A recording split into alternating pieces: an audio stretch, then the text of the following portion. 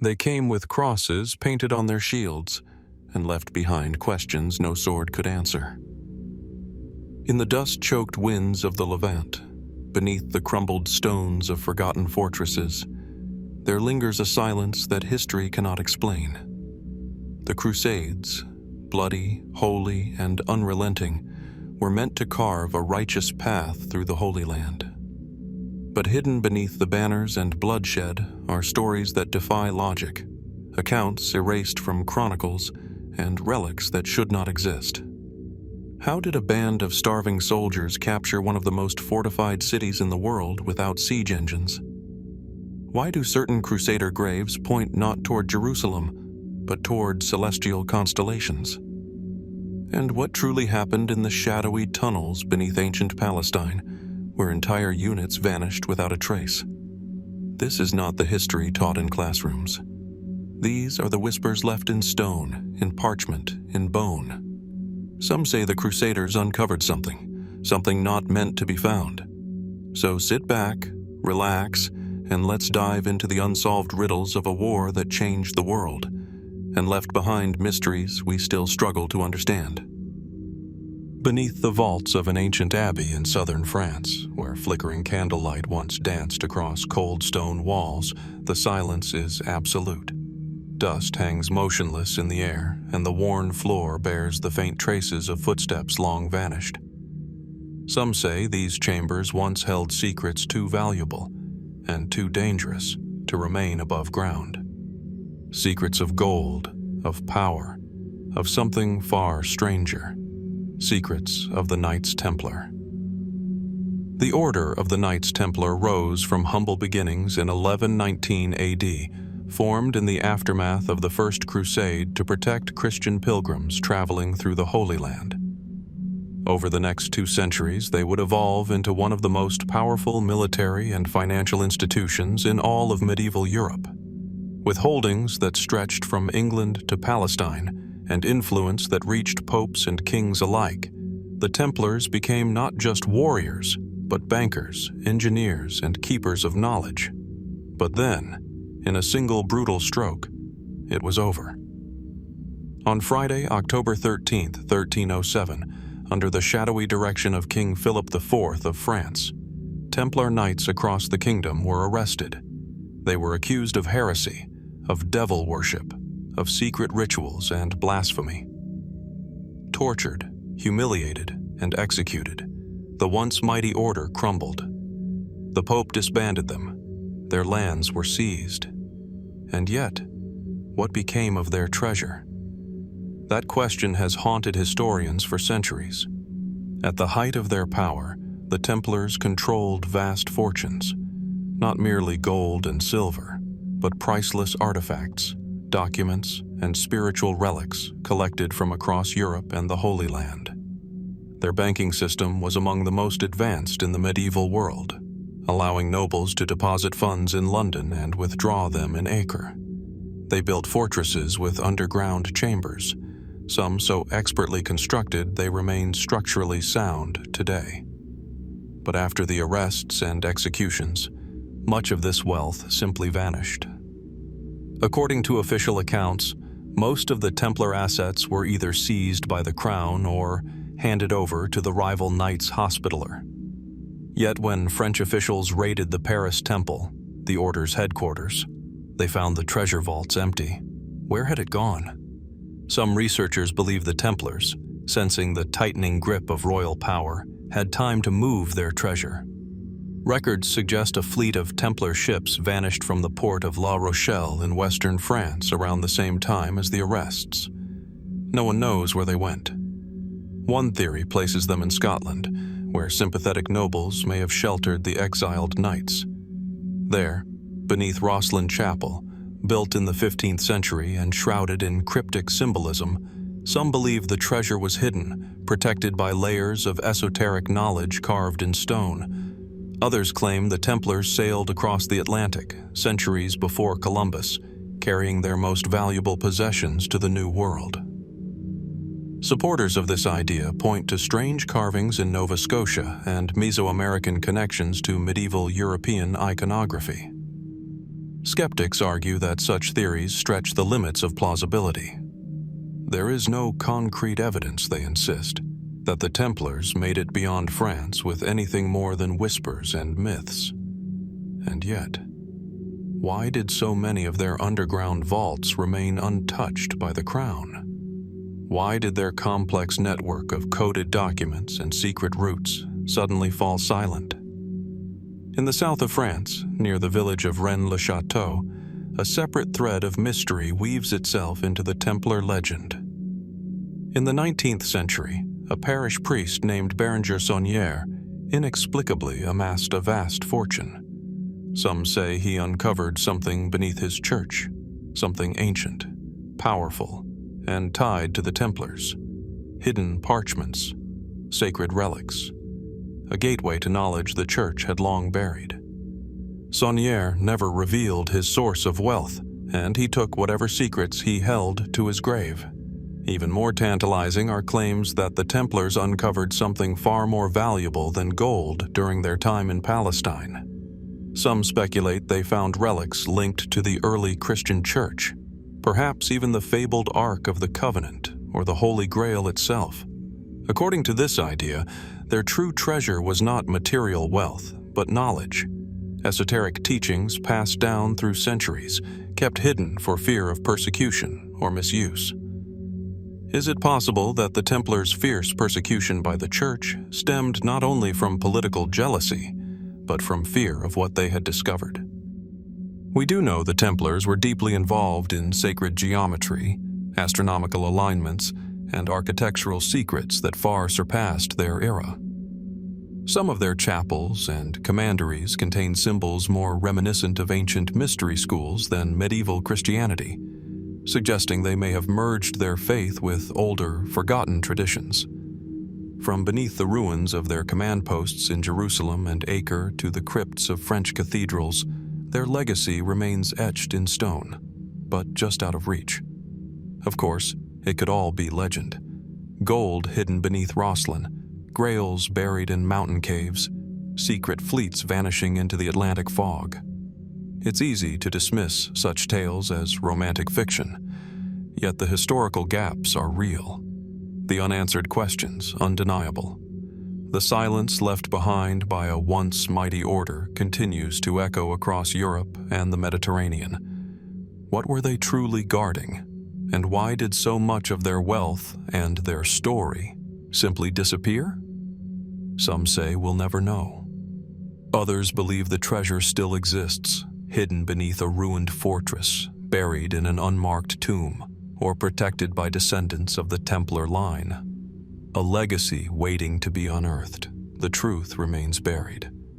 But perhaps not forever. The wind moves softly through the mountain passes of the Alps, brushing over ancient stone trails and forgotten shrines. Moss creeps along the edges of weathered chapels, and silence rests heavily in valleys where only echoes remain. Centuries ago, along these winding paths, thousands of children marched with solemn purpose, drawn not by kings or papal decrees, but by a singular, unwavering belief that their innocence alone could succeed where hardened warriors had failed. It was the year 1212. Europe was still reeling from the brutal failures of the Fourth Crusade. The Holy Land remained beyond reach, and the dream of Christian dominion over Jerusalem, over Palestine, faded like smoke. Then came a movement unlike any other, not sanctioned by the church nor led by nobility. Instead, it rose from the streets, from rural villages, from farmsteads, and at its center stood children. According to the Chronicles, two distinct but similar movements emerged. One in France, led by a shepherd boy named Stephen of Cloyes, and another in Germany, under a boy named Nicholas. Both claimed visions from God. Both preached peace, and both believed that divine intervention would part the sea, allowing them to cross into the Holy Land unharmed and unarmed. The records are fragmentary, some contemporary, others written decades later. They speak of tens of thousands of young boys and girls, some barely 10 years old, who left their homes with nothing but faith and hope. Monks, clerics, and chroniclers struggled to make sense of it, often dismissing it as folly or condemning it as heresy. But something happened in 1212, something real, and then these children disappeared. In France, Stephen's followers reportedly made their way to Marseille, where two wealthy merchants offered free passage across the sea. The story goes that 7 ships were filled with boys and girls who believed they were sailing toward Palestine. Only 2 of those ships were ever seen again, wrecked off the coast of Sardinia. The rest vanished without a trace. In the German tale, Nicholas led his followers over the Alps toward Italy. Some sources claim thousands died in the mountains from exposure and hunger. Others say many turned back. But a significant number reportedly reached the port cities, Genoa, Pisa, and beyond. What became of them remains shrouded in uncertainty. Were they sold into slavery, as some accounts suggest? Were they abandoned, absorbed into foreign cities, forgotten by history? Or could they have reached the Holy Land in secret, never to return? The most widely accepted version holds that the Children's Crusade was a tragedy, a misguided pilgrimage that ended in betrayal. Later chroniclers, including William of Tyre and Matthew Paris, describe the ships from Marseille sailing not to Palestine but to the slave markets of North Africa. According to these sources, the children were handed over to Muslim traders in exchange for gold, their innocence exploited by men who saw an opportunity in faith-driven desperation. And yet, not all the stories agree. In the Italian city of Piacenza, local lore speaks of a group of foreign children who arrived and were taken in by religious orders. They supposedly lived out their lives in monasteries, quiet, hidden, and nameless. In Cologne, a cathedral bears carvings said to commemorate the vanished youth, their faces turned upward toward stars rather than crosses.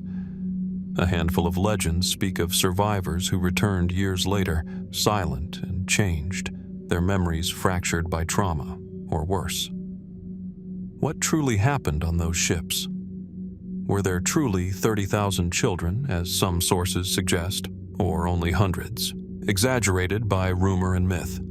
Did they die in storms or in chains, or were they scattered, hidden in remote monasteries, absorbed into other cultures, lost to time? There are even stranger theories. Some modern researchers speculate that the so-called Children's Crusade was not entirely composed of children at all. Linguistic studies of the period suggest that the term pueri, Latin for boys, may have also been used to describe landless peasants, the disenfranchised poor or spiritual zealots considered childlike in their naivete.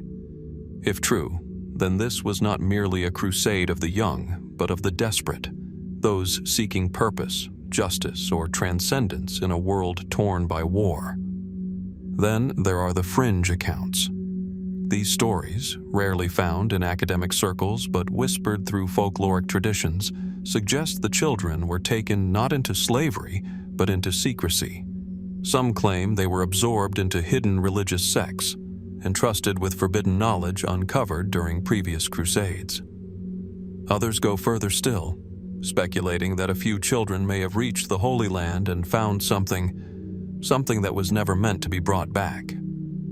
One tale, preserved in an obscure 14th century French manuscript, tells of a boy who returned with a strange relic, an object that radiated heat but cast no shadow, said to have come from the ruins beneath Jerusalem.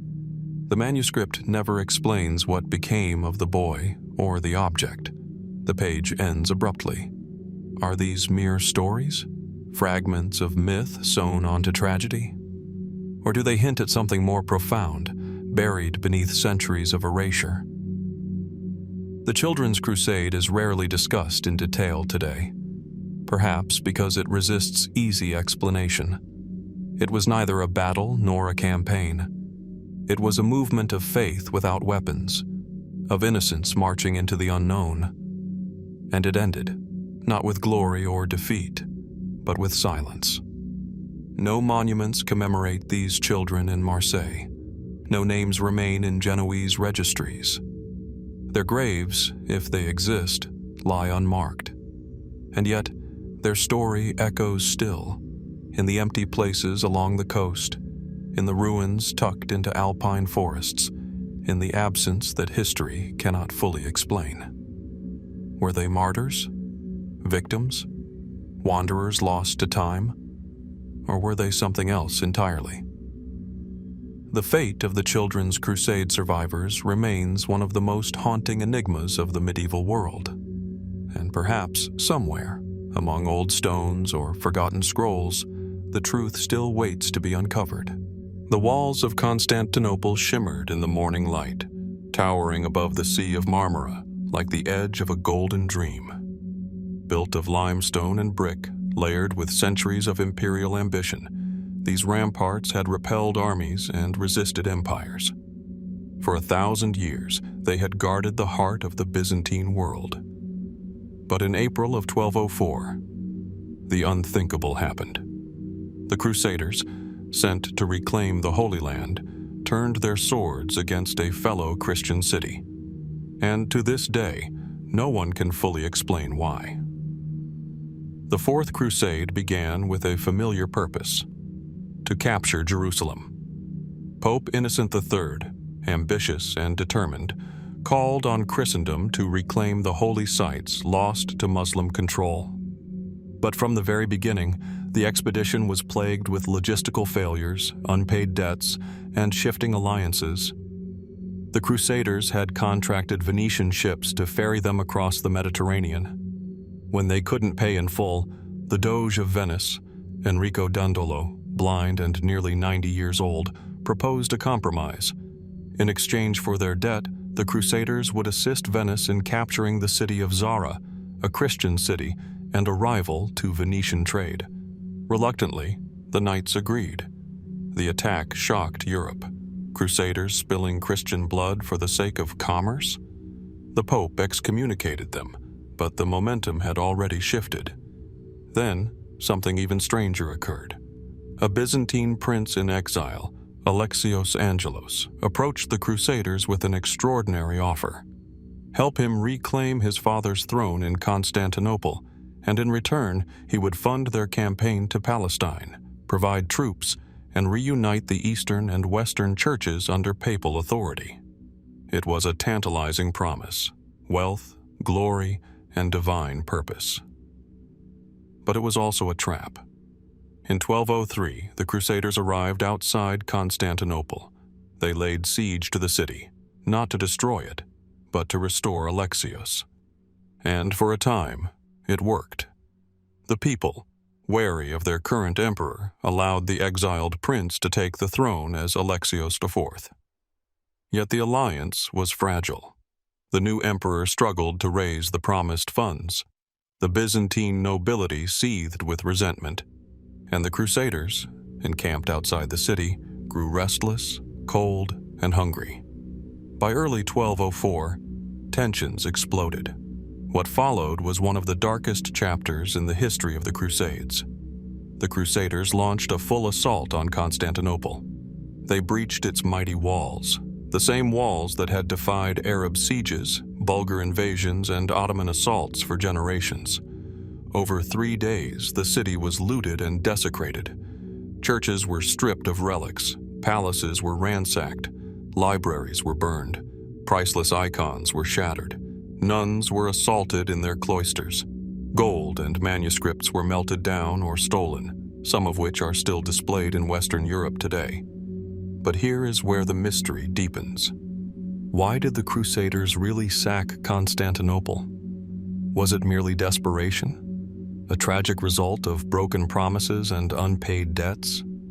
Or were there darker motives at work? Agendas that went far beyond the reach of papal bulls and battlefield logic. Some historians argue that Venice had long desired to cripple the Byzantine Empire, its trade rival in the East. The attack, they suggest, was not a deviation, but a calculated act of economic warfare. Venice, after all, emerged from the Fourth Crusade richer and more powerful than ever before. Its merchants carved up Byzantine territory like a prize, controlling key ports and trade routes for decades. But others looked to stranger, less tangible forces. Why did the Crusaders plunder the sacred relics of the East so methodically? Why were certain monasteries and archives specifically targeted, as if they were searching for something? Eyewitness accounts from Byzantine scribes describe knights ransacking not only treasures but scrolls, ancient texts kept in the imperial libraries, some dating back to the Roman Empire, others said to contain secret teachings from the early Christian sects. Could it be that the Crusaders were seeking knowledge, religious or esoteric, that had been hidden within the depths of Constantinople for centuries? The capital of the Byzantine Empire was not just a city of gold, it was a repository of ancient wisdom. Roman, Greek, Persian, even Egyptian knowledge had passed through its libraries and academies. Some fringe theories suggest that certain Crusader leaders were not only after treasure, but after relics with supernatural associations. Objects said to grant divine insight, healing power, or even influence over the world's fate. The Spear of Longinus, the manuscripts of Origen, the secret scrolls of the early Gnostics. All of these have been rumored to have passed through Constantinople at some point in its long and layered history. And then there's the question of what disappeared. The looting of 1204 was extensive, but many items were never found.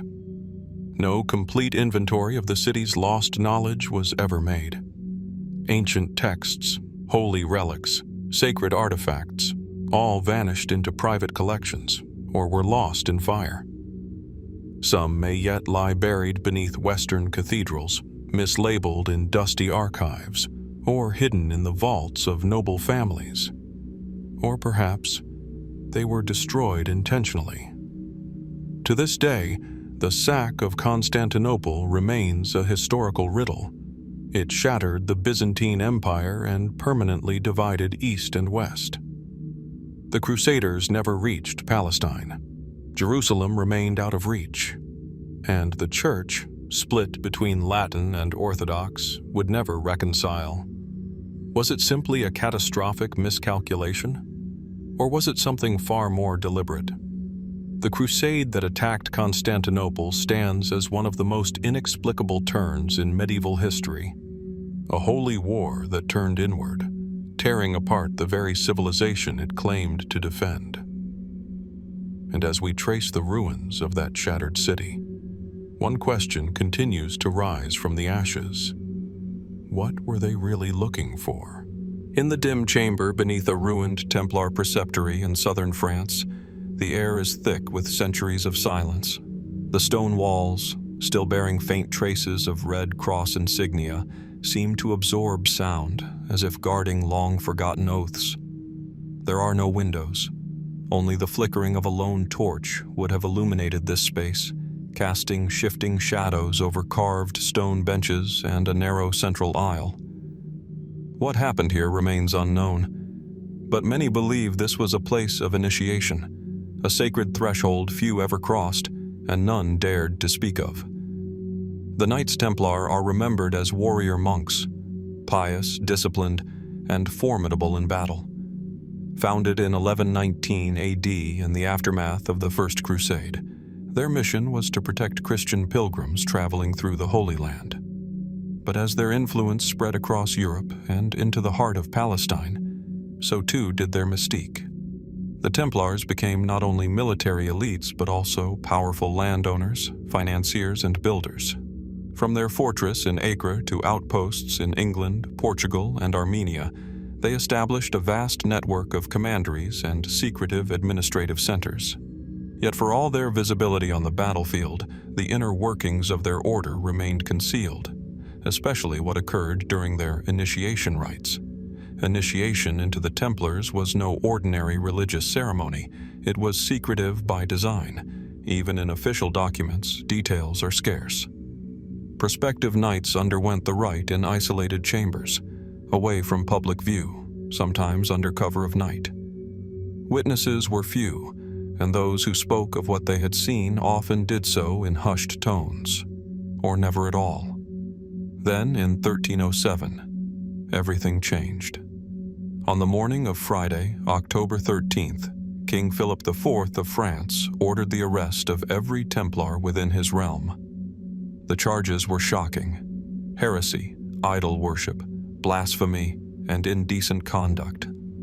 Under torture, some knights confessed to bizarre rituals, spitting on the cross, kissing other members on the base of the spine or the mouth, and swearing allegiance not to Christ, but to secret, unknown powers. Were these accusations the desperate fabrications of broken men, or were they fragments of something more obscure, part of an initiation practice designed to strip recruits of fear and ego, preparing them for total obedience? One of the most disturbing and persistent allegations was the veneration of a mysterious head known only as Baphomet. The exact meaning of this term remains unclear. Some suggest it was a corruption of Muhammad, used by Christian chroniclers to imply Islamic influence. Others believe it was a symbol of Gnostic origin, perhaps a representation of duality or hidden knowledge. But what's curious is not just the name, but the consistency of references to it during the Inquisition. Several knights described being shown a bearded head during initiation, sometimes made of silver, other times said to possess miraculous powers, including the ability to speak, heal, or grant wealth. Was this Baphomet an artifact brought back from the East? A misinterpreted relic from Palestine, whose origins lay in pre-Christian or even ancient Egyptian tradition? Or was it a fabrication, something conjured by inquisitors eager for confessions? We may never know. Some historians believe the initiation rituals were rooted in psychological trials designed to test the resolve of the initiate. By asking recruits to symbolically reject Christ or defile sacred images, the Templars may have been echoing early Christian martyrdom trials, forcing members to prove their loyalty not through conformity, but through understanding. In this view, the rites were allegorical, not heretical. But others suggest the ceremonies were darker. Several accounts speak of esoteric teachings reserved only for the highest ranks. References to lost knowledge, sacred geometry, and encoded messages hidden in the architecture of Templar churches have led some to propose that the knights were guardians of ancient wisdom, perhaps secrets uncovered during their excavations in Jerusalem. It is well known that the Templars occupied the Temple Mount, the same site that once housed Solomon's temple. What they found beneath it, if anything, has never been disclosed. Could these hidden rites have included teachings from ancient scrolls? Mystical doctrines preserved by early Christian sects or even pre-Christian mystery schools? Were the knights preserving remnants of traditions that the church itself sought to erase? In the rural commandery of Tomar, Portugal, one of the last surviving Templar strongholds, stone carvings and hidden passageways continue to baffle archaeologists. In some rooms, star patterns and spiral motifs cover the ceilings, hinting at astronomical knowledge far beyond the era's norms. Some initiates, according to legend, underwent rituals timed to the solstices, or were blindfolded and led through mazes meant to symbolize a death and rebirth. Even the architectural layout of certain Templar churches defies standard medieval design. Round chapels echoing the shape of the Church of the Holy Sepulchre in Jerusalem suggest a connection not only to sacred geography, but also to symbolic patterns, perhaps reflecting ideas drawn from the Kabbalah, Hermeticism, or other traditions known only to a select few. Modern researchers tread carefully here. It's difficult to separate what is historically grounded from what has been layered on by centuries of speculation, folklore, and conspiracy. The Freemasons, for example, have long claimed spiritual descent from the Templars, and while many of these links are tenuous, the persistence of the idea reveals something deeper: the enduring mystery of what the Templars truly believed, and what they practiced behind closed doors. The Church ultimately condemned them as heretics, but were they guilty of apostasy, or of knowing something the Church could not control? In the cold stillness of a ruined chapel, where the only sound is the wind threading through cracked stone, one is left to wonder, what words were whispered here? What oaths were spoken, binding man to something older, deeper, perhaps stranger than any earthly allegiance? And if a secret did survive, buried in a scroll, encoded in stone, passed from initiate to initiate in absolute silence, where would it be now? The rites of the Templars remain an open question, a ritual history lost between accusation and fire. And perhaps, hidden in the forgotten corners of Europe, the echoes of that ancient initiation still wait for someone to remember. In the heart of Old Jerusalem, where narrow stone alleys spiral around centuries of conquest and devotion, stands the Church of the Holy Sepulchre, a place revered, fought over, and rebuilt more times than history can easily recall. Inside, beneath vaulted domes and the smoke of centuries-old candles, pilgrims once whispered prayers not merely to relics, but to what was believed to be the very wood on which Christ was crucified. The true cross, a fragment of history said to hold the power of salvation, and yet it is gone. The story begins in the 4th century AD, when Helena, the mother of Roman Emperor Constantine, journeyed to Palestine in search of Christian relics. According to early church tradition, she located the hill of Golgotha and, beneath layers of pagan ruins, discovered 3 wooden crosses. A miracle, often described as the spontaneous healing of a dying woman, was said to identify the true cross of Christ. Helena's discovery changed the course of Christian veneration. The relic was enshrined in the newly constructed Church of the Holy Sepulchre and became the most sacred object in Christendom. Pieces of it were broken off and sent to Rome, Constantinople, and beyond. Others were embedded into jeweled reliquaries, carried into battle, or placed in altars. But the central portion, believed to be the largest and most direct link to the crucifixion, remained in Jerusalem, at least for a time. As the Crusades erupted centuries later, the true cross emerged once again, not just as a relic, but as a symbol of divine sanction. In 1099, when the Crusaders took Jerusalem, they secured the true cross and restored it to Christian hands. From then on, it was carried into major battles, held aloft as a visible sign that God was on their side. But in 1187, that belief would be tested. At the Battle of Hattin, near the Sea of Galilee, the Crusader army faced the forces of Saladin. In the intense heat of July, dehydrated and surrounded, the Christian forces faltered. The true cross, borne into the field under the guard of the Bishop of Acre, was captured when the Crusader army was annihilated. For Saladin, it was a devastating blow to his enemies. For the Crusaders, it was more than a loss. It was an existential wound. What happened to the cross after Hattin remains one of the great unsolved riddles of medieval history. Contemporary Muslim chroniclers report that Saladin paraded the relic through Damascus, humiliating the Crusaders and reinforcing his claim as the liberator of Jerusalem. Some sources state that the true cross was taken to the Dome of the Rock and displayed as a spoil of war. Others suggest it was hidden, buried to avoid Christian attempts at retrieval. And then, the trail fades. No reliable record survives of its fate after the late 12th century. Did it decay in obscurity, lost among forgotten relics in a city transformed by conflict? Was it burned, as some Western chroniclers claimed in bitter despair, to prevent its return to Christian hands? Or was it hidden, kept safe by Islamic or Christian custodians alike, awaiting a time when it might be revealed again? In the following decades, numerous claims of its reappearance circulated throughout Europe.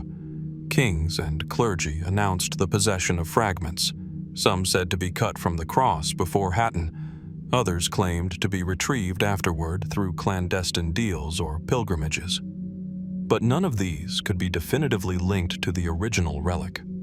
A fragment held in Rome's Basilica of Santa Croce, another in the Notre Dame de Paris, and dozens more scattered across Europe were venerated with passionate faith. But could any of them truly be from the cross that stood at Golgotha? The Church, for its part, never formally declared the complete disappearance of the true cross. Instead, devotion shifted toward its surviving fragments. But even within the Vatican, some privately questioned their authenticity. In the 16th century, Erasmus famously mocked the sheer number of alleged fragments, claiming there were enough pieces of the true cross scattered across Europe to build a ship. His words have been echoed by skeptics ever since. And yet, for many, the question remains not one of quantity, but of what disappeared, and why. Some theories suggest the cross was not destroyed at all, but taken by a secretive Christian sect, perhaps remnants of the Eastern churches, or even surviving Templars, who viewed its preservation as too sacred to trust to politics or war. Others believe Saladin may have given it to a Christian monarch as part of a peace treaty, its fate buried in diplomatic correspondence now lost. More speculative ideas abound. Could the true cross have been hidden in one of the underground complexes beneath Jerusalem? Caves, cisterns, and tunnels, some of them dating back to before the time of Christ, lattice the city's foundations. Perhaps it was sealed within a secret chamber, a cache of relics untouched for centuries, waiting to be unearthed. Or could it have been smuggled out of the Holy Land entirely? Some fringe researchers point to obscure maritime records suggesting an unnamed sacred cargo was transported from Acre to southern France just before the city fell in 1291. There, it may have passed into the hands of monastic orders, buried in Templar vaults, or spirited away to the highlands of Scotland or the mountains of Portugal. Of course, none of these theories can be proven. But each new excavation in the Holy Land, each rediscovered manuscript or cryptic inscription, brings the possibility that something long buried might one day come to light. Even today, in remote monasteries from Armenia to Ethiopia, rumors persist of a hidden cross, untouched by time, unspoken of by name. What would it mean if it were found? Would it affirm faith or unravel it? Would the world recognize it? Or has the real true cross already passed into legend, with its physical form lost and only its story remaining? Perhaps that is the deeper mystery, not merely where it is, but why it vanished so completely, and whether in some forgotten chamber or guarded shrine, the most sacred relic of Christendom still waits, unseen, high upon the crumbling slopes of Mount Hermon, where cold mists veil the jagged rocks at dawn. Fragments of forgotten fortresses overlook the distant plains below. These silent ruins, bastions of a different age, once echoed with the clatter of chainmail and the whispers of prayers carried on the desert wind. It was through these lands, strange and sacred, that thousands marched, driven not by kings or gold, but by something deeper, something that still resists clear explanation. What was the true purpose of the First Crusade? In 1095 AD, a thunderous call rang out across Europe. From the pulpit at Clermont in France, Pope Urban II addressed a restless crowd. He spoke of sacred duty, of oppressed Christians in the East, of the Holy Sepulchre in Jerusalem, defiled, he claimed, by infidels. His words stirred a fervor unlike any before, a war for God, a pilgrimage of arms, and from it emerged what would be called the First Crusade. Within months, tens of thousands, nobles, knights, peasants, monks, abandoned their homes and set off toward Palestine. The goal, as history tells it, was to reclaim the Holy Land from Muslim control. But the deeper we look, the more complicated the story becomes. why did so many heed the call so quickly? Why were men willing to walk thousands of miles through famine and disease, often without armor, with no promise of return? The most obvious answer is religious zeal. Urban promised spiritual rewards, plenary indulgence, forgiveness of sins for those who took the cross. To a deeply pious generation facing the uncertainties of plague, famine, and endless feudal conflict, such salvation was no small offer. But was that the whole story? At the time, Jerusalem had been under Islamic rule for over 4 centuries. Despite sporadic skirmishes, pilgrims continued to visit. While the Seljuk Turks had recently taken control of Palestine and harassed some pilgrims, the situation was not universally hostile. Byzantine Emperor Alexios I Komnenos had indeed requested aid against Turkish expansion, but not a mass-armed invasion. So why did Urban escalate the situation into a full-blown crusade? Some scholars suggest political motives. The papacy was embroiled in the investiture controversy, a bitter conflict with the Holy Roman Emperor over who held ultimate authority, pope or monarch. A great military endeavor, led and sanctified by Rome, could elevate papal prestige and unify Christendom under the Vatican's spiritual leadership. Others point to the growing power vacuum in the East. The Byzantine Empire, long the Christian bulwark against Islamic powers, was weakening. A successful crusade could plant Latin Christian states across the Levant, bringing the Eastern churches back under papal authority and extending Western influence into the ancient cities of Antioch, Edessa, and Jerusalem. But still, there are deeper layers. Some researchers believe the First Crusade was as much about discovery as it was about conquest. Crusaders, particularly in the higher ranks, showed unusual interest in relics and holy sites, often going to great lengths to locate or protect objects of obscure spiritual value. When they reached Jerusalem in 1099, their behavior reflected more than just military urgency. After a brutal siege and the infamous massacre that followed, the new Latin rulers began extensive efforts to identify and preserve religious relics, the true cross, the Holy Lance, and even more obscure artifacts said to be buried beneath ancient churches and temples. Was there a hidden agenda behind the crusade? Had certain leaders been informed, quietly, perhaps through monastic channels, of sacred knowledge or artifacts waiting in the East? There is precedent for such ideas. In the centuries that followed, orders like the Knights Templar would base themselves on or near the Temple Mount in Jerusalem, digging beneath ancient structures. Though often dismissed as legend, the persistence of these accounts suggests something unusual was happening.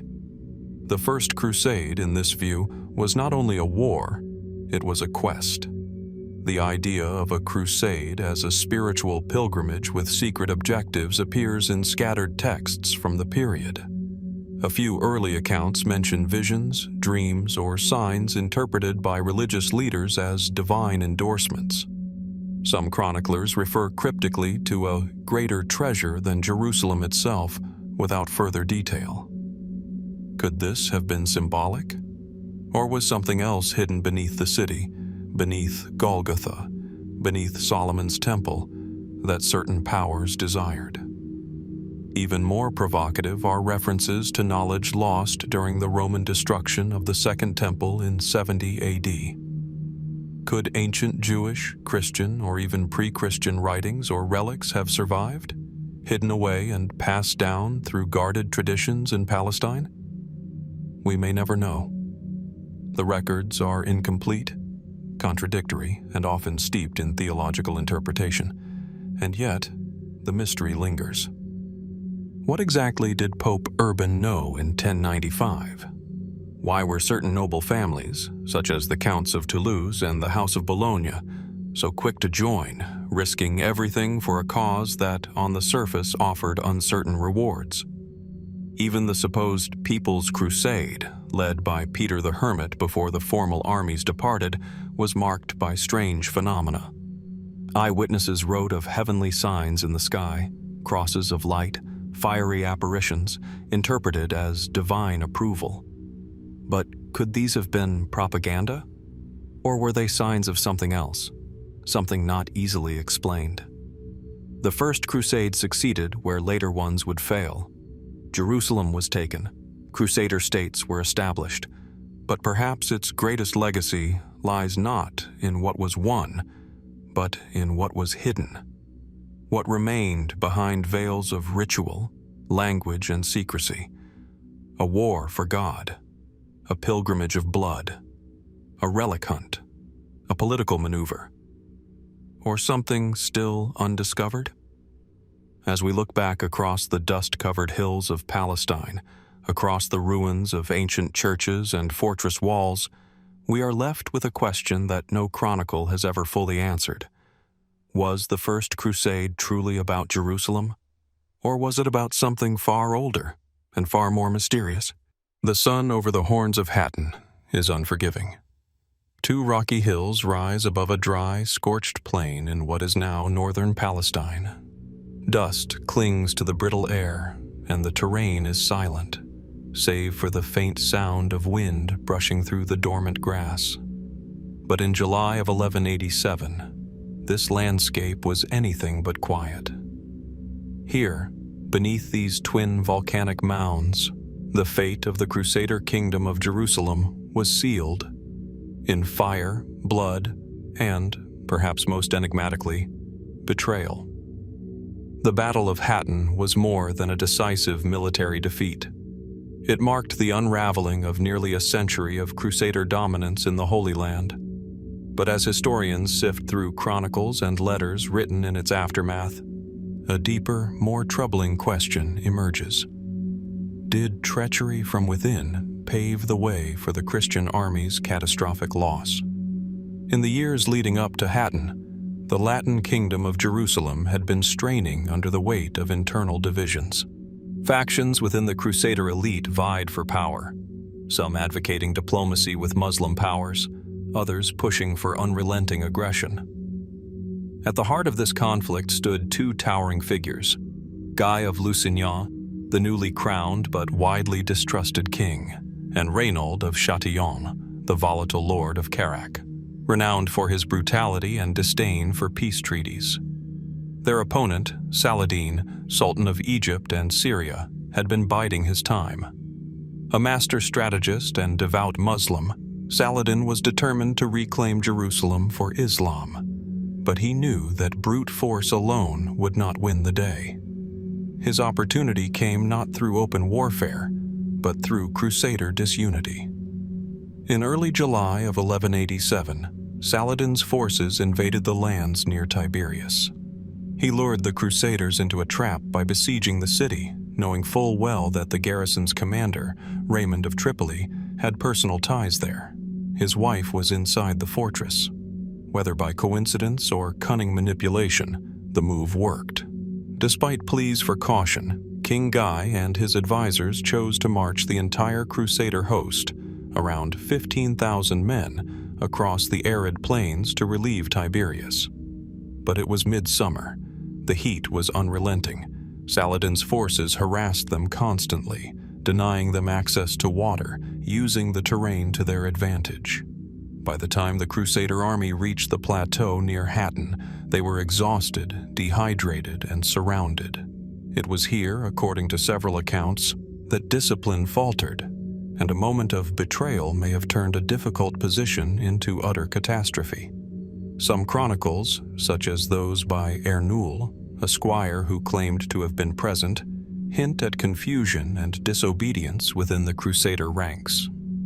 Others, like the Muslim historian Imad ad-Din al-Isfahani, note with interest how quickly the Crusader lines broke, how poorly coordinated their movements were, how uncharacteristic their retreat and collapse appeared, given their traditional military discipline. One name keeps surfacing in these shadows: Raymond of Tripoli. Raymond had, not long before, advocated for peace with Saladin. He had even allowed Muslim forces to pass through his territory, an act condemned by many Latin lords. At Hattin, he commanded the vanguard and was one of the few who managed to escape the encirclement alive. According to some reports, he led a sudden cavalry charge directly through the Muslim lines and fled, abandoning the rest of the army to its fate. Was it tactical brilliance or premeditated escape? Accusations followed swiftly. Did Raymond betray the Crusader cause? Was he in secret correspondence with Saladin? Or had he simply seen the inevitable and chosen survival? Mainstream historians are divided. Many argue that Raymond was a pragmatist, aware that the Crusader kingdom could not endure constant warfare. His actions, they suggest, were shaped by realism, not treason. Others point out that he had been humiliated by the rise of Guy of Lusignan and may have viewed the disaster as a means to eliminate his rival. Then there is the curious case of the True Cross. The most sacred relic in Christendom was carried into battle by the Crusaders that day, held aloft by Bishop Gerard of Lydda. It was meant to ensure divine favor. But after the battle, the relic vanished. Saladin's chroniclers say it was captured and paraded in Damascus.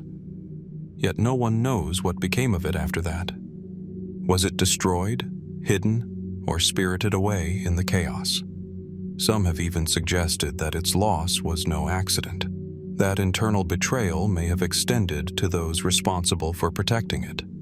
The implications are disturbing. If the relic was deliberately surrendered, it would suggest a level of collusion far deeper than political rivalry. It would imply spiritual sabotage. Adding to the mystery is the swiftness of Saladin's victory afterward. In the months following Hattin, he swept through Crusader-held cities almost unopposed. Acre, Nablus, Jaffa, all fell with barely a fight. Even Jerusalem, the symbolic prize of the entire crusading movement, surrendered after a short siege. Was this simply the result of military brilliance? Or had the Crusader kingdom already been fatally compromised from within? In the centuries since, the Battle of Hattin has often been remembered as a lesson in hubris, a cautionary tale of overreach and disunity. But beneath that surface lies something more unsettling. Who truly gave the orders that doomed the army to march across a waterless plain? Why did seasoned knights abandon their traditional tactics and succumb so quickly to panic? And why did Raymond of Tripoli, once a pillar of Crusader power, emerge not only alive, but largely unscathed?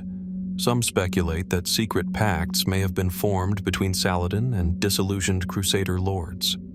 Others whisper of esoteric motivations, of factions within the Crusader ranks who sought a reset, a purification of the Holy Land's spiritual guardianship.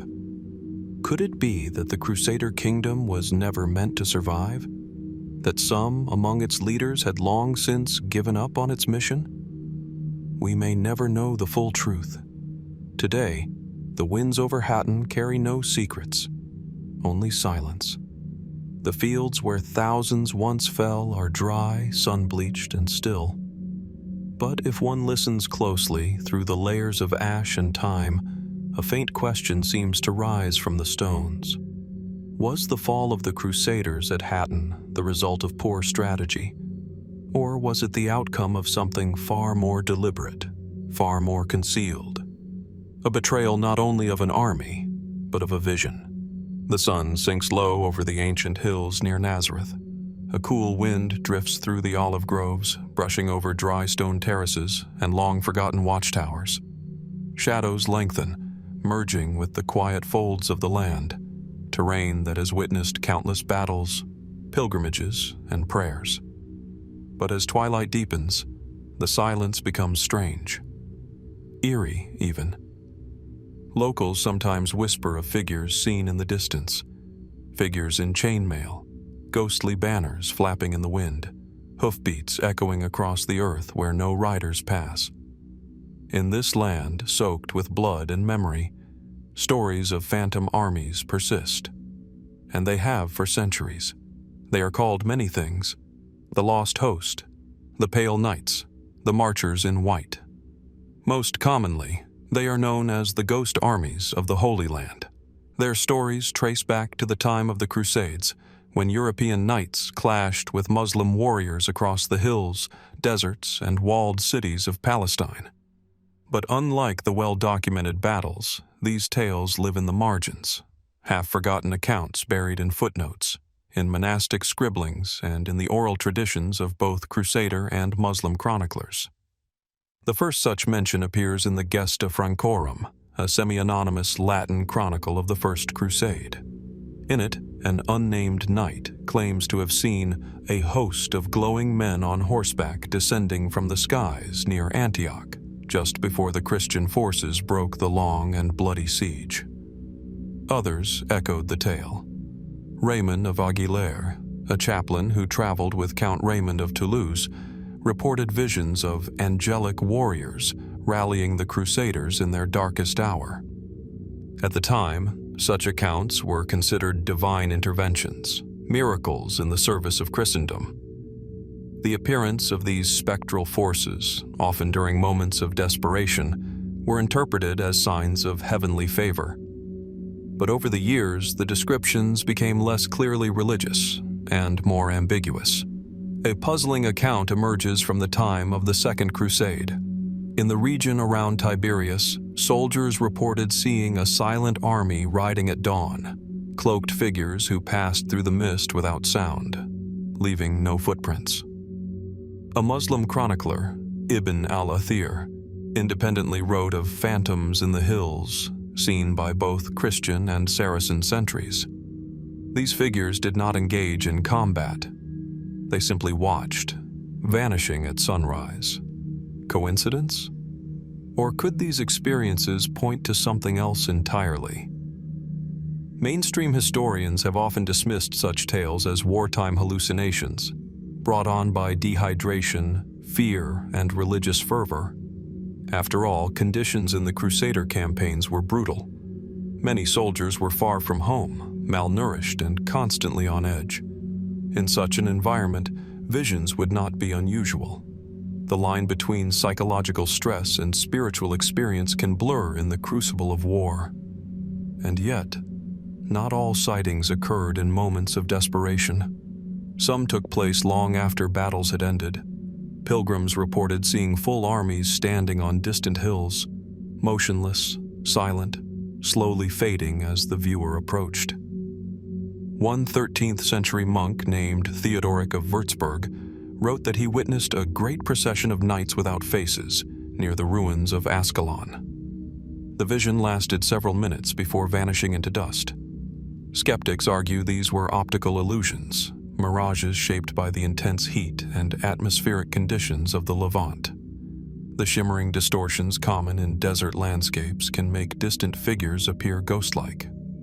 And indeed, modern physics has documented how light refracts in such climates, often producing the illusion of lakes, ships, or marching men. But that does not explain the strange consistency of the accounts. Why do so many stories, across languages, religions, and centuries, describe the same details? Silent warriors, translucent armor, a lingering chill in the air, a profound sense of sorrow. Some fringe researchers suggest these ghost armies are not ghosts in the traditional sense, but echoes, residual imprints of traumatic events. Much like the famous stone tape theory in paranormal studies, which posits that certain locations can absorb intense human emotions and replay them like a recording.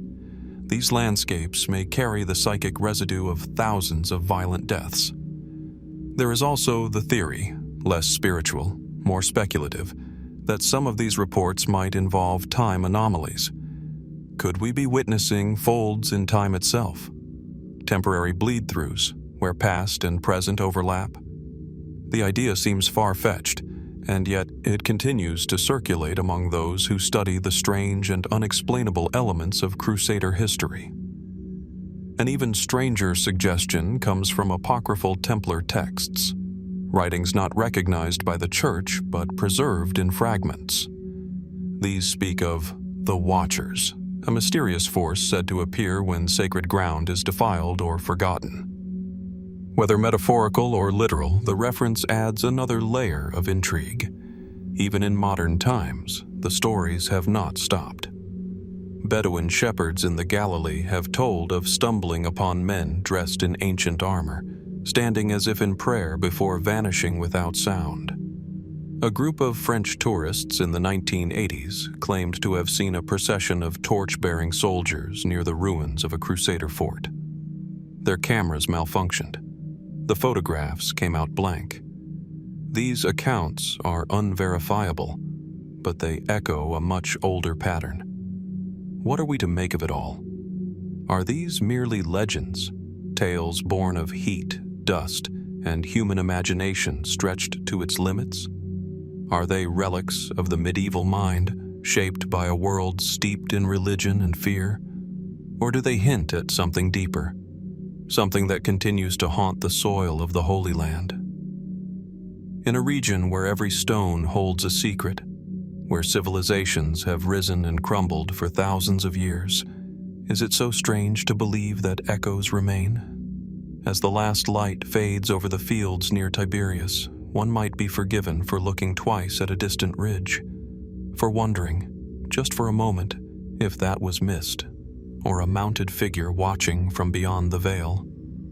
Could it be that some part of the Crusades, some memory, some sorrow, has never truly left? In the highlands of northern Ethiopia, where sheer cliffs plunge into green valleys and clouds cling to ancient rock-cut churches, something stirs beneath the silence of time. The air is thin, laced with incense and centuries of devotion. In the town of Lalibela, monolithic churches, carved straight into the red volcanic earth, stand not as ruins, but as active places of worship. These are not the broken relics of conquest. They are whispers of an ancient Christianity, untouched by Rome and only dimly understood by the West. Here, in this land of kings and saints, lies a mystery rarely mentioned in Crusader Chronicles. A crusade not declared, not blessed, and, perhaps for good reason, barely remembered. The Forbidden Crusade in Ethiopia. The official records of the Crusades, preserved by European scribes and the Vatican, focus largely on Palestine, Egypt, and Anatolia. They recount campaigns into the Levant, sieges of Jerusalem, and battles with Saracen forces. But among certain ecclesiastical letters and obscure knightly orders, there are veiled references, hints of a shadow mission to the Christian kingdom of Ethiopia during the late 12th and early 13th centuries. A journey whose motives remain murky, whose outcomes are barely mentioned, and whose very existence raises uncomfortable questions. Why would Crusaders, sent to reclaim the Holy Land, turn their attention south, across the Red Sea? To understand the mystery, we must begin with the figure of Prester John. In the mid-12th century, letters began circulating in Europe from a mysterious Christian king named Prester John, described as ruling a vast, rich kingdom somewhere beyond the Islamic world. His land, they said, was full of marvels, rivers of gold, fountains of youth, and armies of 10,000 horsemen ready to aid the Crusaders in retaking Jerusalem. Initially, many believed he resided in India, but over time, suspicion shifted to Africa, specifically to Ethiopia. The Ethiopian Empire was one of the oldest Christian kingdoms in the world, tracing its roots to the conversion of King Ezana in the 4th century AD. Isolated by distance and Muslim-controlled trade routes, Ethiopia's version of Christianity evolved separately from Latin and Greek traditions. When contact was finally re-established during the Crusader era, it sparked both fascination and confusion. A Christian kingdom in Africa, independent, devout, and powerful. Was this the land of Prester John? And if so, why had they not joined the Crusader cause? Some European leaders began to consider the unthinkable. What if Ethiopia, while Christian in name, was heretical in practice? Or worse, What if it had once been part of a unified Christian world, but had since fallen under suspicious influences? Whispers of Gnostic beliefs, Jewish ties, and strange rituals only fueled the anxiety. Thus, in the shadows of the Fourth Crusade, while Western knights sacked Constantinople, there were clandestine efforts, according to some accounts, to dispatch envoys and even armed detachments southward. Their purpose: to assess the true nature of Ethiopia's Christianity, and perhaps to bring it into line. One such tale is recorded in a now-lost codex attributed to the Cistercian monk Gervais of Blois. Quoted secondhand in 17th-century compilations, Gervais speaks of a failed embassy into the land of black Christians, where the Mass is sung in tongues not approved, and the host is broken in ways not taught by Rome. He describes men of Templar bearing who ventured across the Red Sea, only to vanish without return. No Templar records confirm such a mission. No papal bulls reference a crusade into Ethiopia.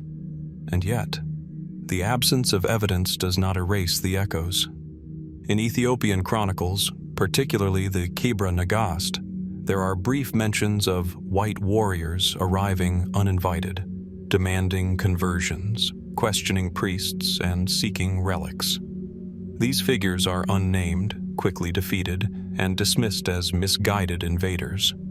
But their presence suggests that at least some form of contact occurred, and not all of it peaceful. Could this have been a rogue crusade, an unsanctioned attempt to coerce Ethiopia into alignment with Western orthodoxy? Some believe the motive may have been even more complex. Ethiopia has long claimed guardianship of one of Christianity's most sacred relics, the Ark of the Covenant.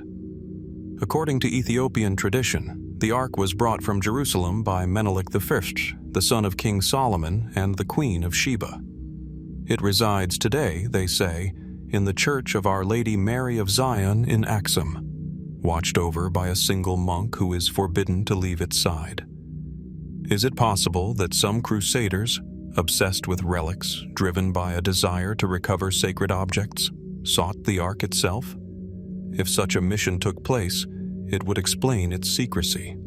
A holy war fought not to liberate Palestine, but to seize a relic from fellow Christians. Would such a campaign ever be officially recorded? Fringe theorists have proposed even stranger possibilities.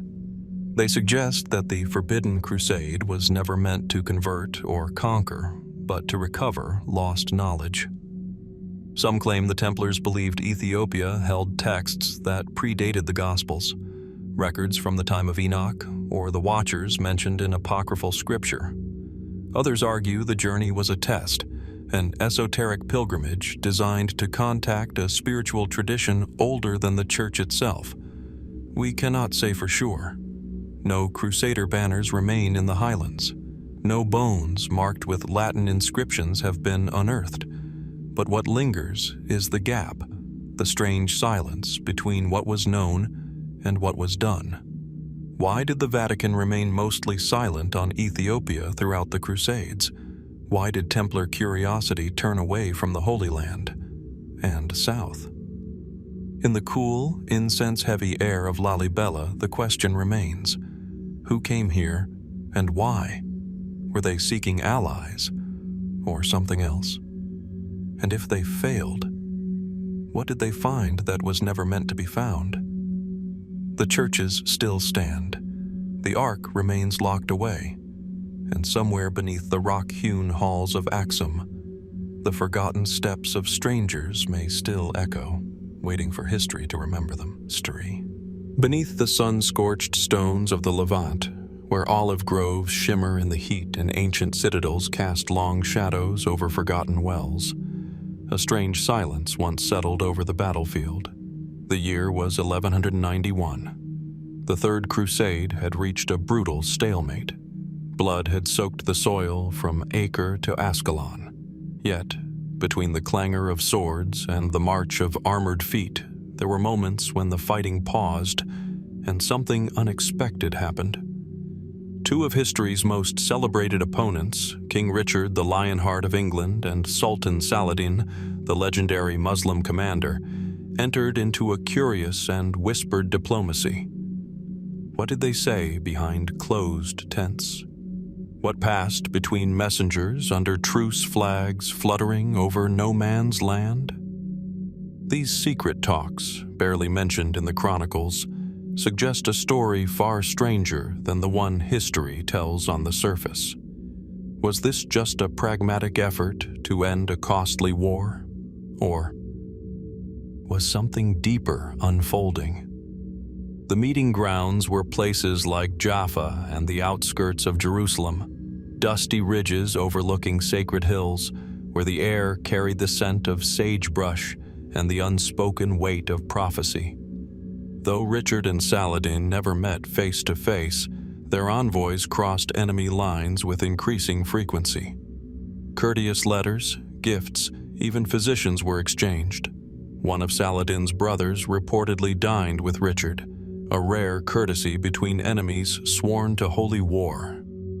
Chroniclers such as Baha-ad-Din and Ambrose record moments of surprising civility.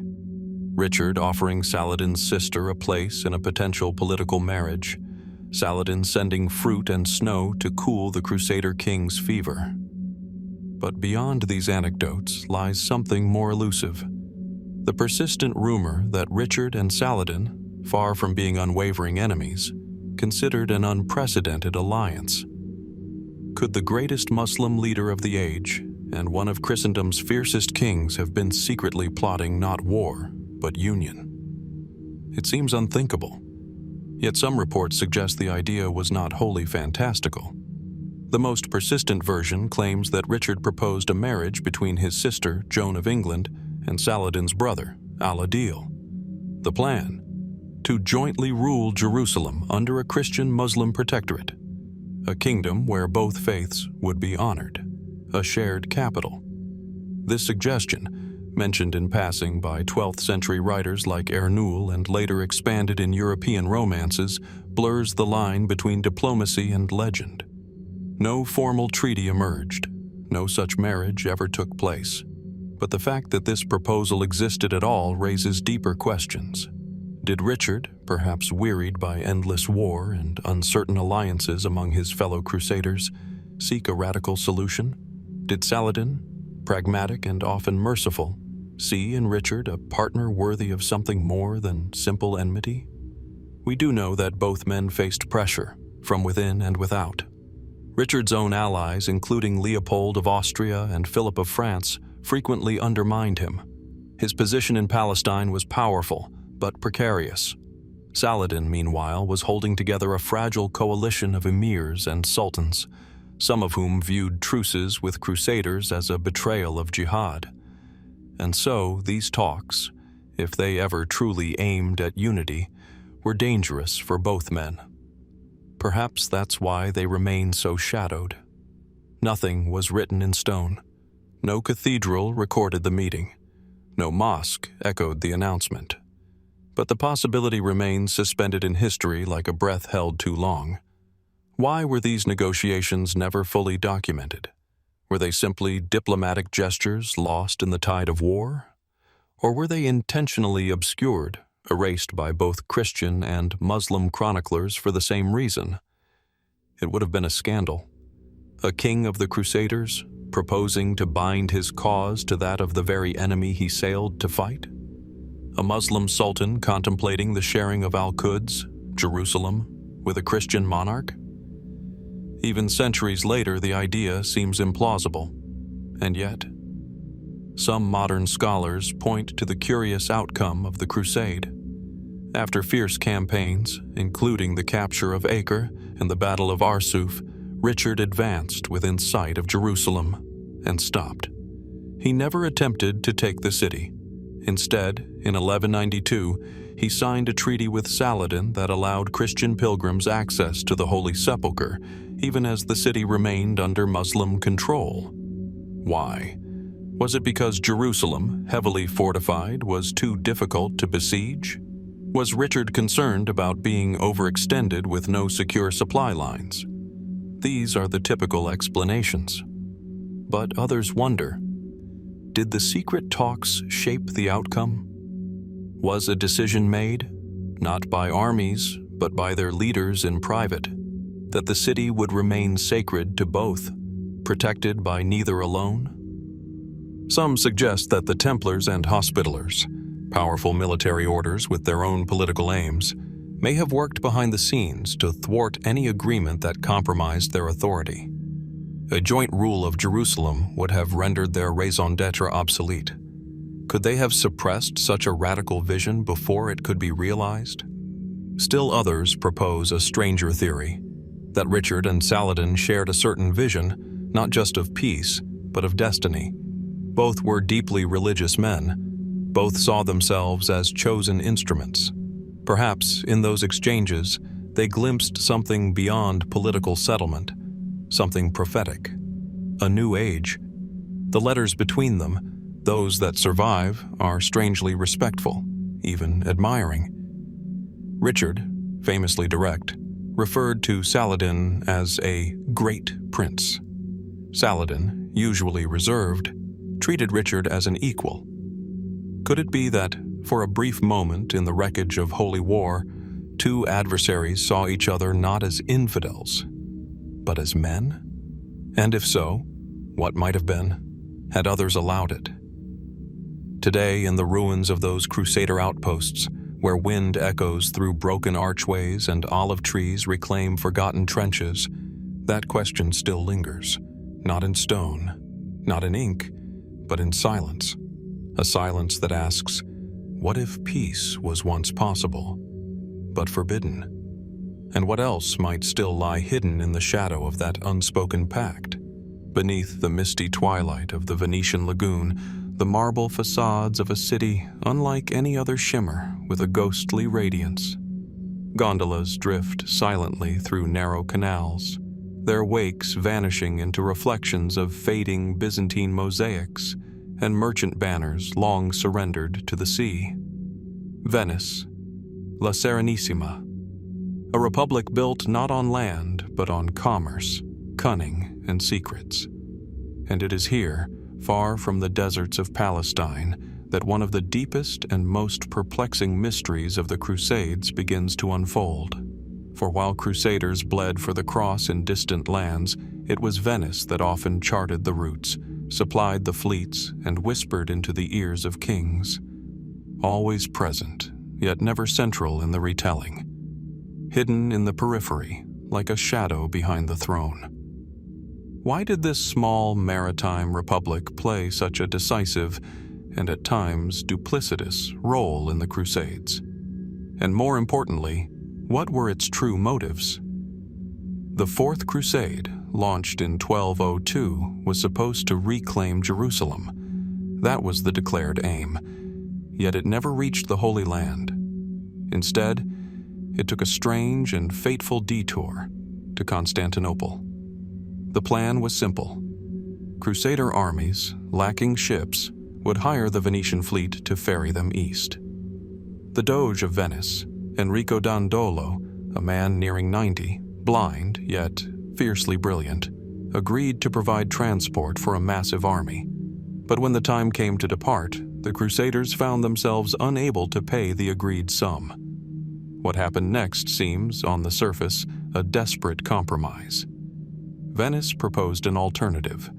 The Crusaders would help the Republic seize Zara, a Christian city on the Dalmatian coast and a rival trading hub. It was a stunning suggestion, turning holy warriors against fellow Christians. Yet the deal was accepted, and Zara fell. But this was only the beginning. Shortly after Zara, a new offer arrived.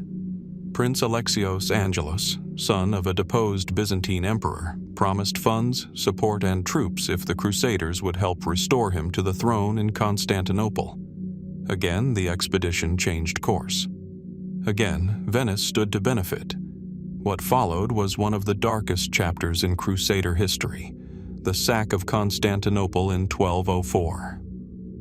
Crusader knights, driven by greed, frustration, or manipulation, tore through the capital of Eastern Christendom. Churches were looted, relics stolen, priceless works of antiquity lost or carried off, many still displayed in Venetian churches today. Mainstream historians argue this was opportunism, a convergence of debt, politics, and bad judgment. But others see something more deliberate. Was Venice merely adapting to circumstance? Or was it orchestrating the entire redirection from the start? Consider this. The Republic of Venice had long vied with Constantinople for control over Mediterranean trade. The Byzantine Empire, weakened yet still influential, had placed increasing restrictions on Venetian merchants. The destruction of that empire conveniently eliminated Venice's greatest rival and opened new ports and routes for expansion. And what of Enrico Dandolo? Blind, yes, but his presence on the Crusade, rare for a doge, suggests deep personal investment. Some speculate he never intended to sail to Palestine, that the real destination had always been Constantinople. There are clues that support this idea. Venetian shipwrights constructed transport vessels not just for the open sea, but for harbor sieges. Specialized ramps and reinforced hulls suggest preparation for urban assault rather than desert crossings.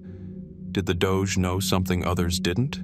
Or was he shaping events behind the scenes through quiet alliances, backroom deals, and political manipulation? Even after Constantinople fell, the pattern continued. Venice quickly claimed vast swaths of former Byzantine territory, including Crete and parts of the Aegean. Crusaders, scattered and disillusioned, returned home or melted into new fiefdoms. But Venice endured, richer, stronger, and now poised to dominate east-west trade for centuries. Some go further still, pointing to signs of hidden networks within Venice, merchant families and secret councils who profited not just from war, but from its redirection. Was there a long game at play, one not waged with swords, but with contracts, coin, and quiet influence? Others find echoes of mystery in the art and architecture of Venice itself. The horses of St. Mark's Basilica, looted from Constantinople, stand as both trophies and riddles. Their origins predate the Crusades, possibly Roman, possibly older. Why did Venice place them here, high above the lagoon, as if to guard some forgotten secret? And still deeper questions linger. Why did Venice not support later Crusades with the same fervor? Was its interest only in conquest, not cause? Did it ever truly care about Jerusalem? Or was holy war merely a convenient pretext for expanding trade empires and silencing rivals? Some fringe theories go further, suggesting that Venice harbored esoteric knowledge, scrolls taken from Byzantine vaults, relics never catalogued, maps of ancient maritime routes stretching far beyond the known world. Legends tell of underground archives, submerged chapels, and encrypted records kept by secret brotherhoods within the Republic. Is there truth to any of it? Or is Venice simply a symbol of how easily faith can be entangled with ambition, and how wars fought for God can become tools of the market? Today, the waters around San Marco are calm. Tourists wander through colonnades where Crusader blood once financed marble. Few pause to consider the quiet hands that shaped the currents of history not on the battlefield, but in counting houses and council chambers. And yet, the mystery remains. Was Venice merely the shipbuilder, or the helmsman of the entire crusade? And if so, how much of the Holy War was ever truly about holiness at all?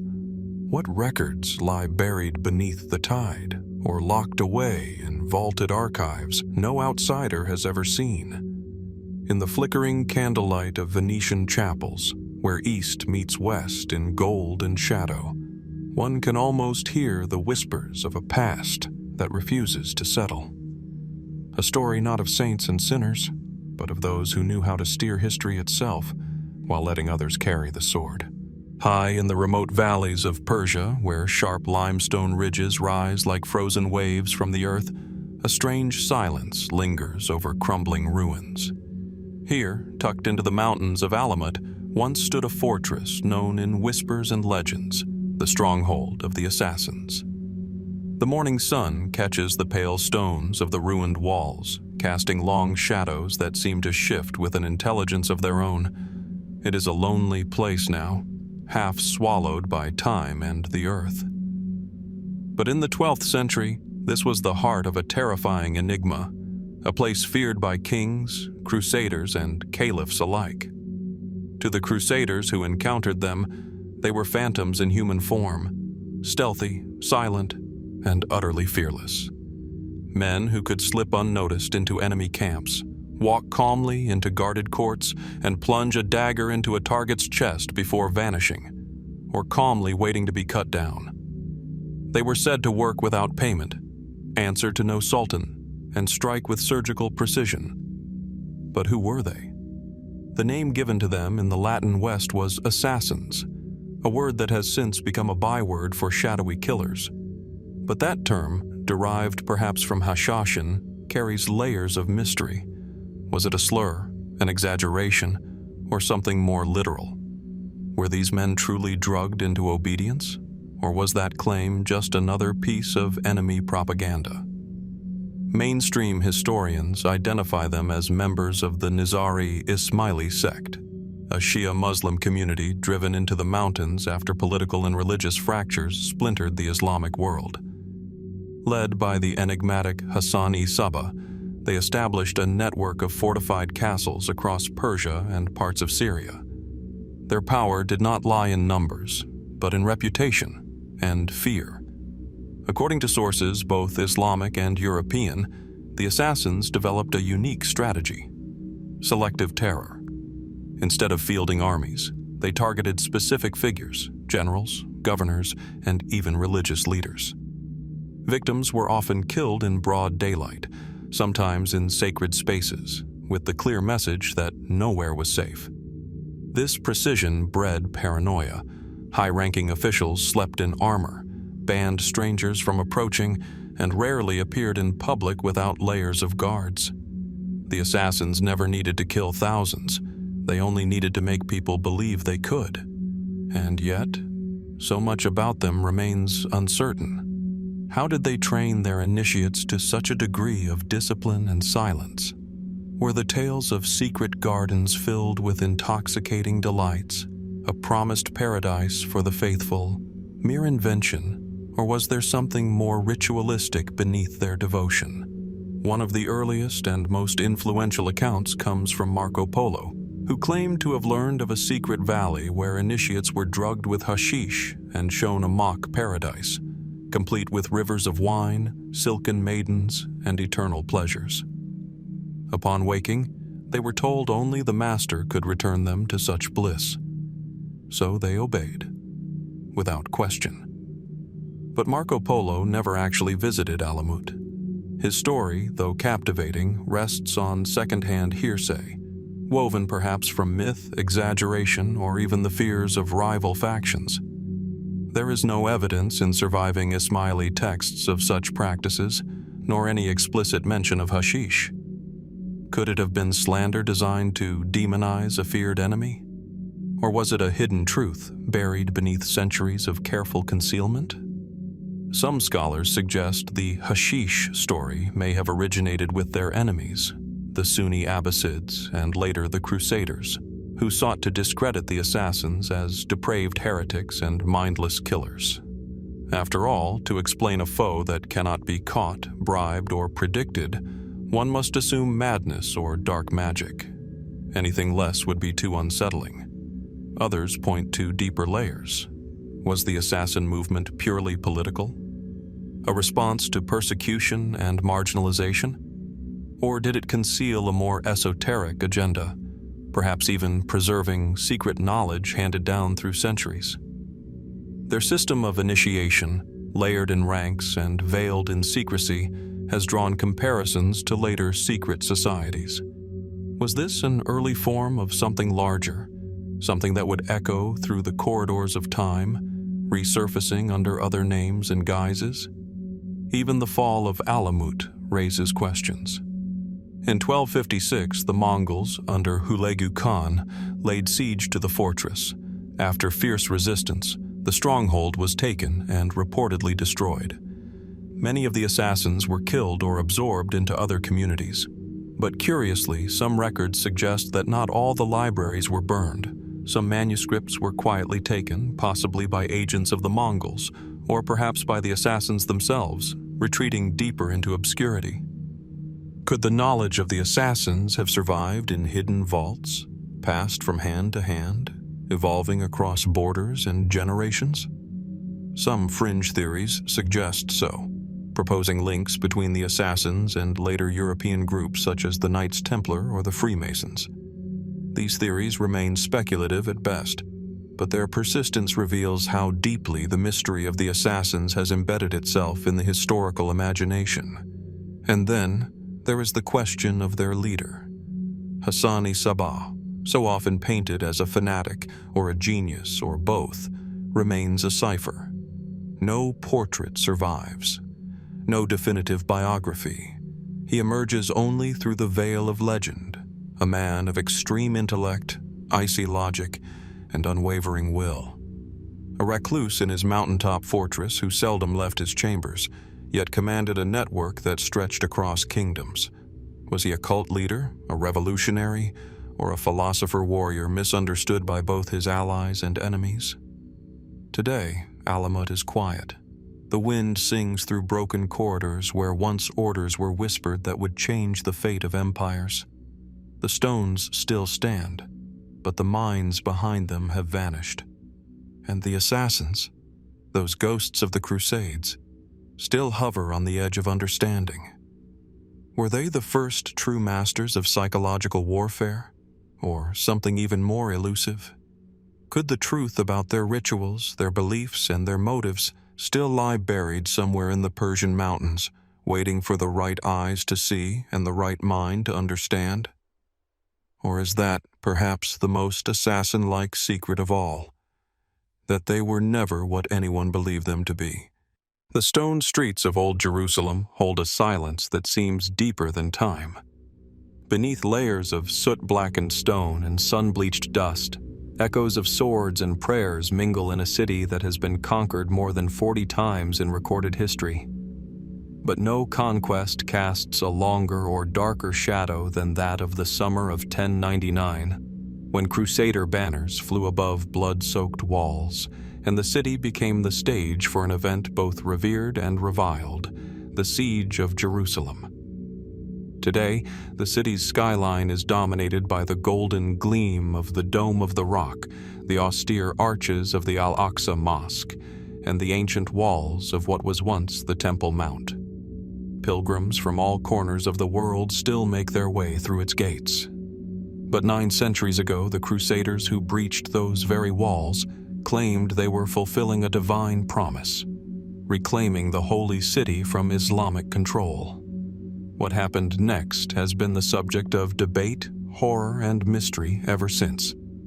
According to the official Chronicles, on July 15, 1099, Crusader forces led by Godfrey of Bouillon, Raymond of Toulouse, and other Frankish nobles broke through Jerusalem's fortifications after a difficult siege that had lasted over a month. The defenders, primarily Fatimid soldiers and a mixture of Muslim and Jewish residents, were overwhelmed. The Latin Christian sources speak of a victorious, divinely inspired moment, but the details grow darker the deeper one looks.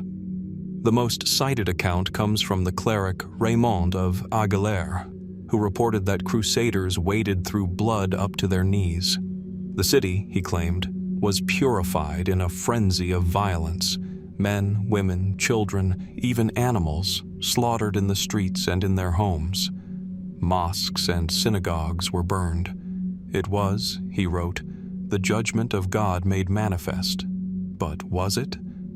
Other accounts, especially those from Arabic chroniclers like Ibn al-Athir, confirm the mass killings, though the numbers vary wildly. Some sources speak of tens of thousands dead, others of a more targeted purge of combatants. Still others mention strange signs and portents that accompanied the conquest, reports of blood running not just in the streets, but from the very stones themselves. Did these descriptions serve a rhetorical purpose, or were they grounded in something far more disturbing? And then there's the mystery of how the Crusaders managed to succeed in the first place. At the time of the siege, Jerusalem was under the control of the Fatimid Caliphate, who had only recently recaptured it from the Seljuk Turks. Some historians argue that the Fatimid defenses were hastily prepared, and that the city was inadequately fortified against such a determined foreign army. But others suggest something more puzzling, that the defenders may have underestimated the Crusaders entirely, or worse, that a betrayal occurred from within. Unexplained disappearances of key officers in the days leading up to the final breach have been noted in some Arabic manuscripts. A few fringe theories even propose that certain factions within the city, perhaps dissatisfied with Fatimid rule or secretly sympathetic to the invaders, may have facilitated the fall of Jerusalem in exchange for political or religious favor. Could this explain the near-miraculous ease with which the Crusaders overcame the city's outer walls after repeated failed attempts? Could it also account for reports of certain quarters being mysteriously spared from destruction? And what of the rumored relics that the Crusaders believed were hidden within the city? Contemporary letters written to European courts hint at a deeper motivation for the siege, beyond religious fervor or military conquest. Some documents speak of a divine object buried in Jerusalem, the Holy Lance, a piece of the true cross, or, more mysteriously, the Ark of the Covenant itself. While these claims were never substantiated, they reflect the mindset of many Crusaders who viewed their campaign not just as war, but as prophecy. In the days following the city's capture, frantic searches were reportedly conducted beneath key religious sites. Crypts were opened, tunnels explored, stones overturned. Some claimed visions guided their steps. Others claimed angels walked among them. What were they looking for? And more importantly, did they find it? There are also strange absences in the historical record. Several Crusader leaders wrote letters home detailing the victory, but conspicuously omitted descriptions of the massacre itself. Why the silence? Was it guilt? Or was it because something else happened during those days that could not be easily explained or spoken of? Archaeological studies in Jerusalem have occasionally uncovered mass graves dated to this era, but many have been found in unexpected places, outside the known battle zones, and with signs of ritualistic placement rather than chaotic slaughter. Could these have belonged to another group entirely? Or do they suggest that parts of the siege unfolded in a way not preserved in the dominant narratives? Further deepening the mystery is the presence of non-European figures seen among the Crusader ranks during the sack, described by Muslim witnesses as wearing unfamiliar armor and chanting in unknown tongues. Were these simply mercenaries? Or did the Crusaders, as some whispered, bring with them mystics and occult advisors? A few rare texts, long hidden in private archives, refer to secret meetings held within the newly captured Al-Aqsa Mosque in the weeks following the siege. The content of those meetings remains a subject of speculation, but some believe they may have laid the groundwork for the later formation of the Knights Templar, who would, in time, claim that very mosque as their headquarters. And so we are left with a tangled knot of history, some threads clear, others hopelessly obscured. The siege of Jerusalem, long taught as a clash of civilizations, may in fact conceal something more complex, a moment where the boundaries between faith, power, myth, and mystery blurred into something that neither side fully understood. Was the bloodshed merely the result of fanaticism and desperation? Or was it a smokescreen for something else, an event that reshaped history not just on the battlefield, but in the secret halls of power and belief? And in the end, we must ask, if the true story of that siege still lies hidden beneath the stones of the Holy City, who buried it, and why? On the craggy coastline of what is now northern Palestine, the shattered ramparts of Acre stare blankly at the Mediterranean Sea. The air, once choked with smoke and cannon fire, now drifts lazily over ancient stones. The turquoise waters lap against the harbor that once welcomed knights, merchants, and pilgrims from across Europe. But today, only silence remains, a silence pregnant with questions. What happened to the Crusader states? How did an empire of fortified cities, military orders, and European nobles vanish so suddenly?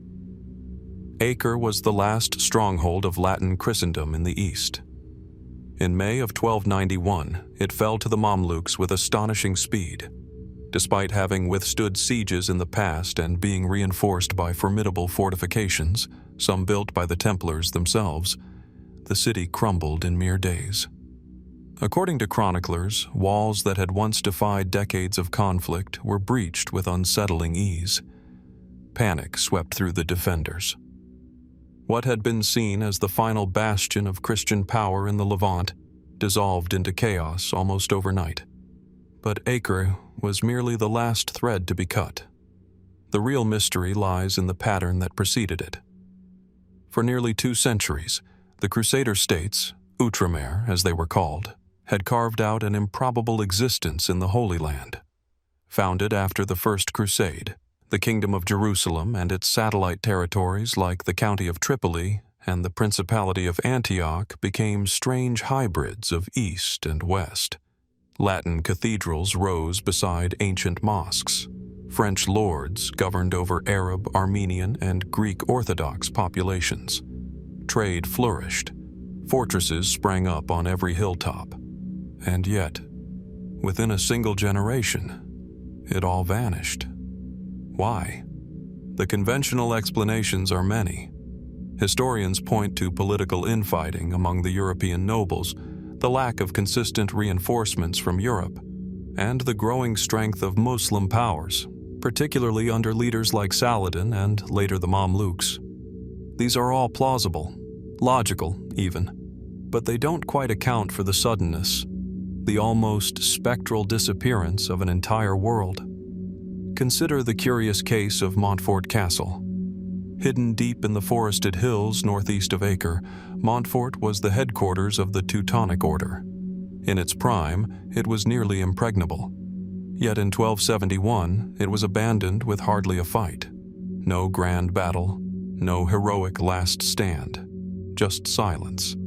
Other fortresses followed suit.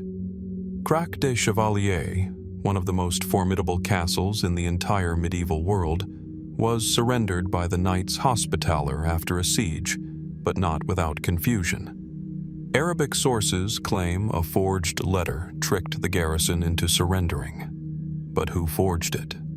And how did such deception reach the heart of one of the most disciplined military orders in Europe? Again and again, we find records of fortresses falling without resistance, of commanders retreating unexpectedly, of garrisons dissolving into the landscape. Was it simply the grinding weight of war? Or was something else, something less tangible, unfolding behind the scenes? One theory, whispered on the fringes of medieval scholarship, suggests that the Crusader states were never meant to last, that their collapse was not due to failure, but to the fulfillment of an unseen objective. Some point to the Templars. In the final decades before Acre's fall, the Knights Templar and the Knights Hospitaller had amassed vast wealth and independent power, rivaling that of kings. Their headquarters in Jerusalem and later Acre were rumored to contain relics, manuscripts, even secrets too dangerous for the world to know. Could it be that the Crusader states were a front for something else entirely? Supporters of this idea point to the peculiar movements of ships out of Acre in the days before its collapse. Italian port records mention vessels that departed with special cargo under Templar escort. But these ships vanished into the sea, never arriving at European ports as expected. Where did they go, and what did they carry? There are also reports from surviving Latin monks who claimed that certain key figures, Templar masters, High-ranking nobles, scribes, received advance warning of the collapse. Not just military intelligence, but prophetic visions. Some fled days before the Mamluks arrived, citing divine instruction. Were these men cowards, or did they know something no one else did? Further complicating the picture is the abrupt change in papal tone following the loss of Acre.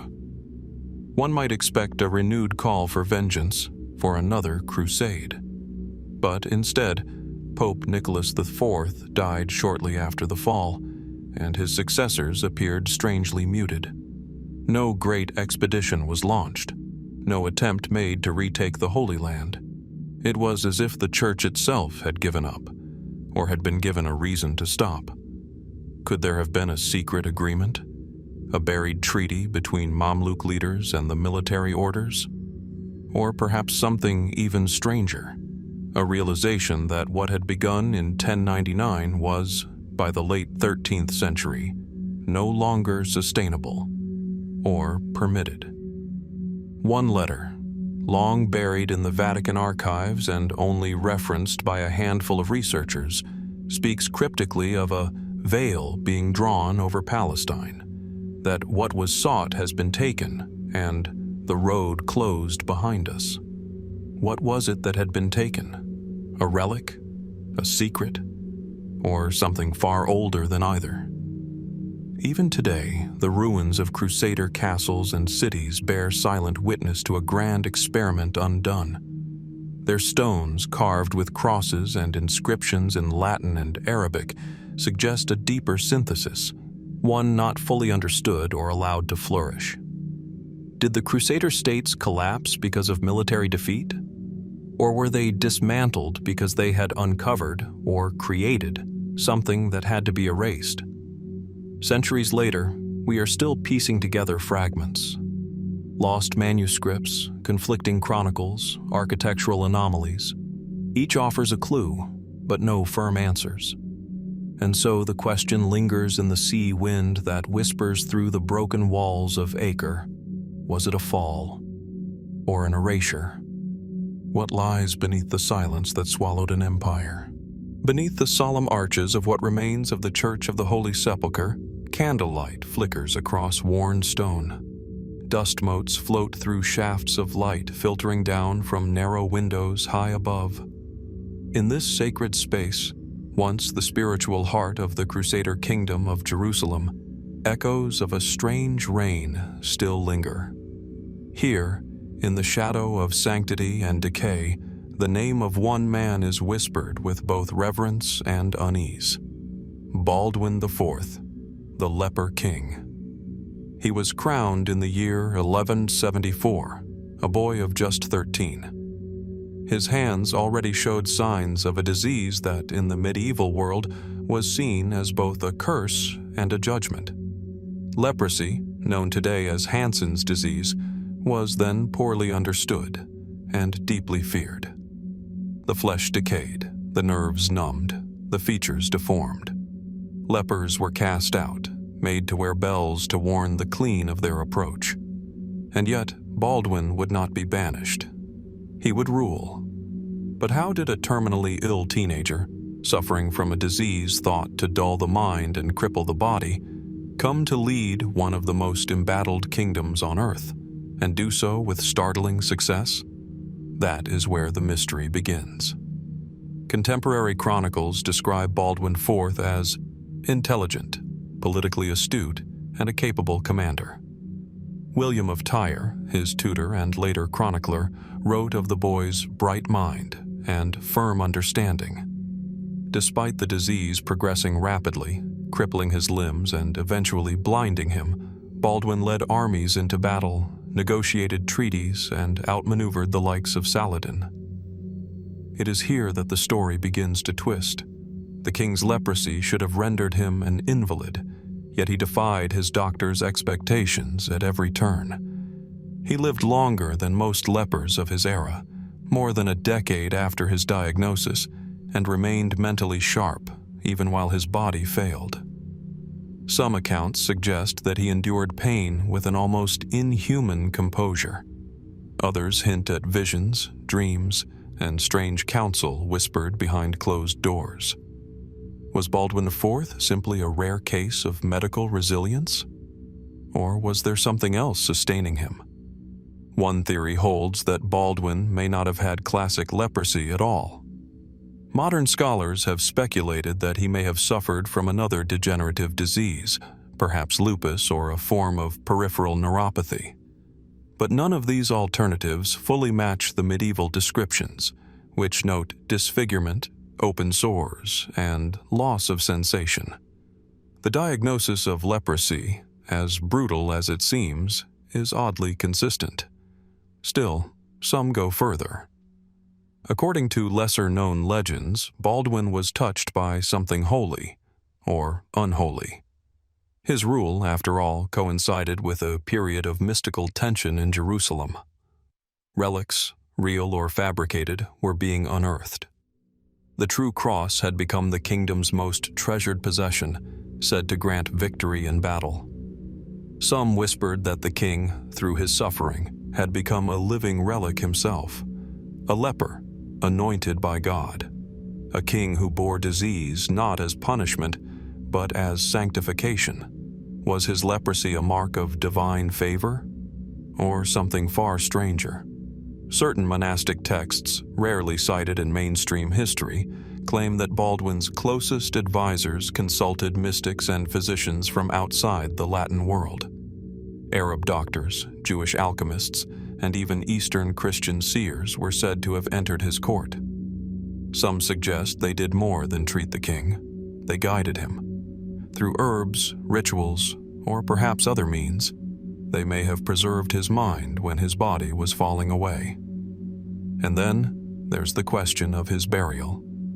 After his death in 1185, Baldwin IV was interred in the Church of the Holy Sepulchre. But the precise location of his tomb remains uncertain. Pilgrims and scholars alike have searched for it. Some say it lies beneath the floor of the northern transept, sealed under layers of stone during later reconstructions. Others believe his body was moved during the Muslim reconquest of the city. No definitive grave has ever been verified. Why was the tomb of a king, one whose reign defined an era, left unmarked? Was it a political oversight? Or was something intentionally concealed? A peculiar 13th century manuscript held in the archives of a Genoese monastery mentions a silver reliquary carried from Jerusalem before its fall. Inside, it was said, were the remnants of the holy leper king, preserved against corruption. The description is vague, and the object has never been found, but it raises unsettling possibilities. Was Baldwin's body spirited away? And if so, why? There are even stranger claims. One apocryphal account, attributed to a Byzantine scribe, describes Baldwin not as a leper king at all, but as a divine punishment sent to the Crusaders for their sins. In this version, he is less man than omen, a warning veiled in human form. What are we to make of such stories?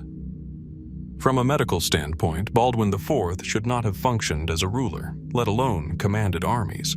From a political angle, his reign is equally perplexing.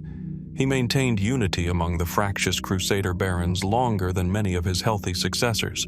He maneuvered diplomatically with Saladin, avoiding open war for years, and he foresaw the disastrous consequences of placing Guy of Lusignan on the throne after him, though he could not prevent it.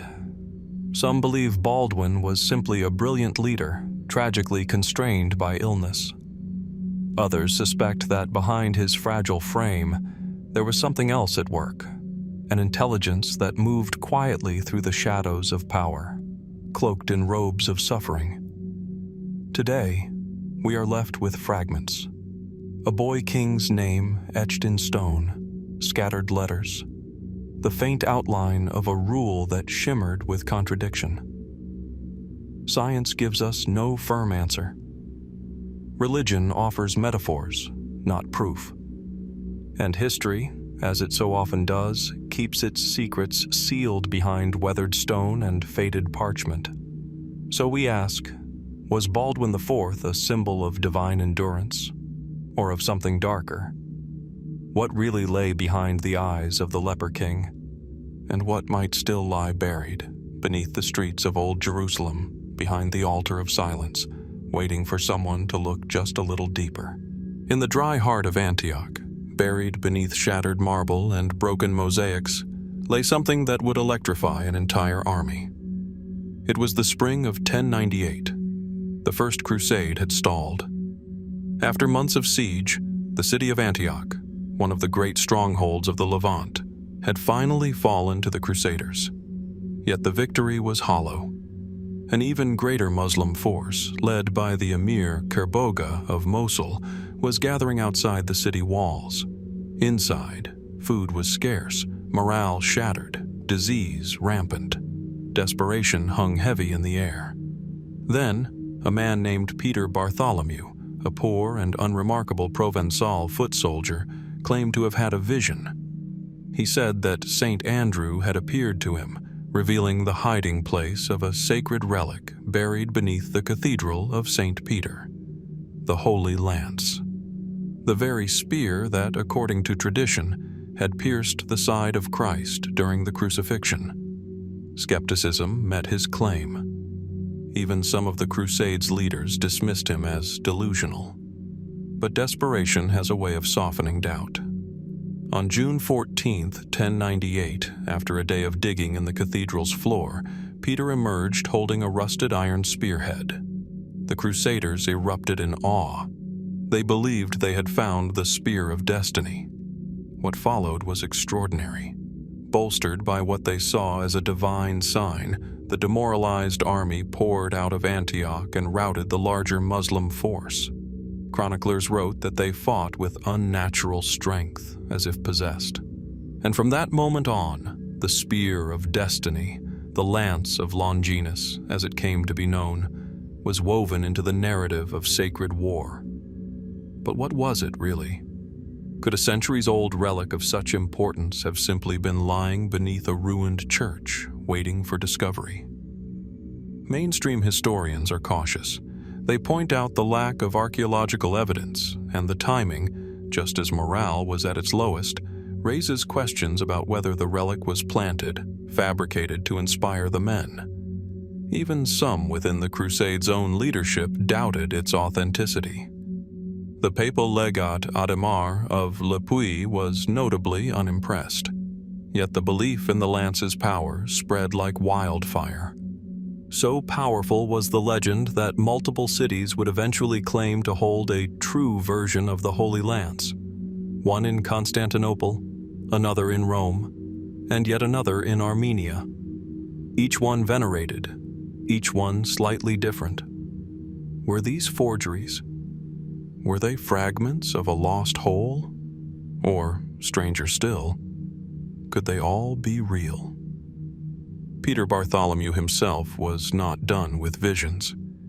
He claimed the lance would continue to protect the Crusaders if they remained faithful. But skepticism persisted.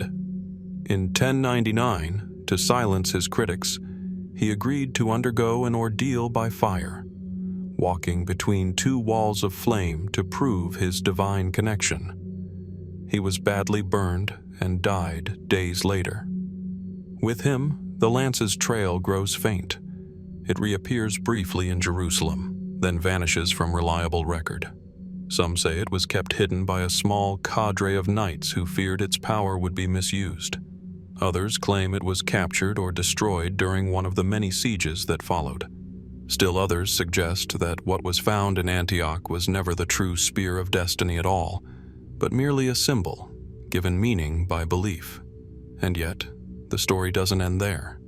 Centuries later, the Spear of Destiny would resurface in Europe, under strange circumstances. By the 13th century, a lance matching the Antioch description appeared in Vienna. It was said to have been carried by Charlemagne, and even by Constantine before him.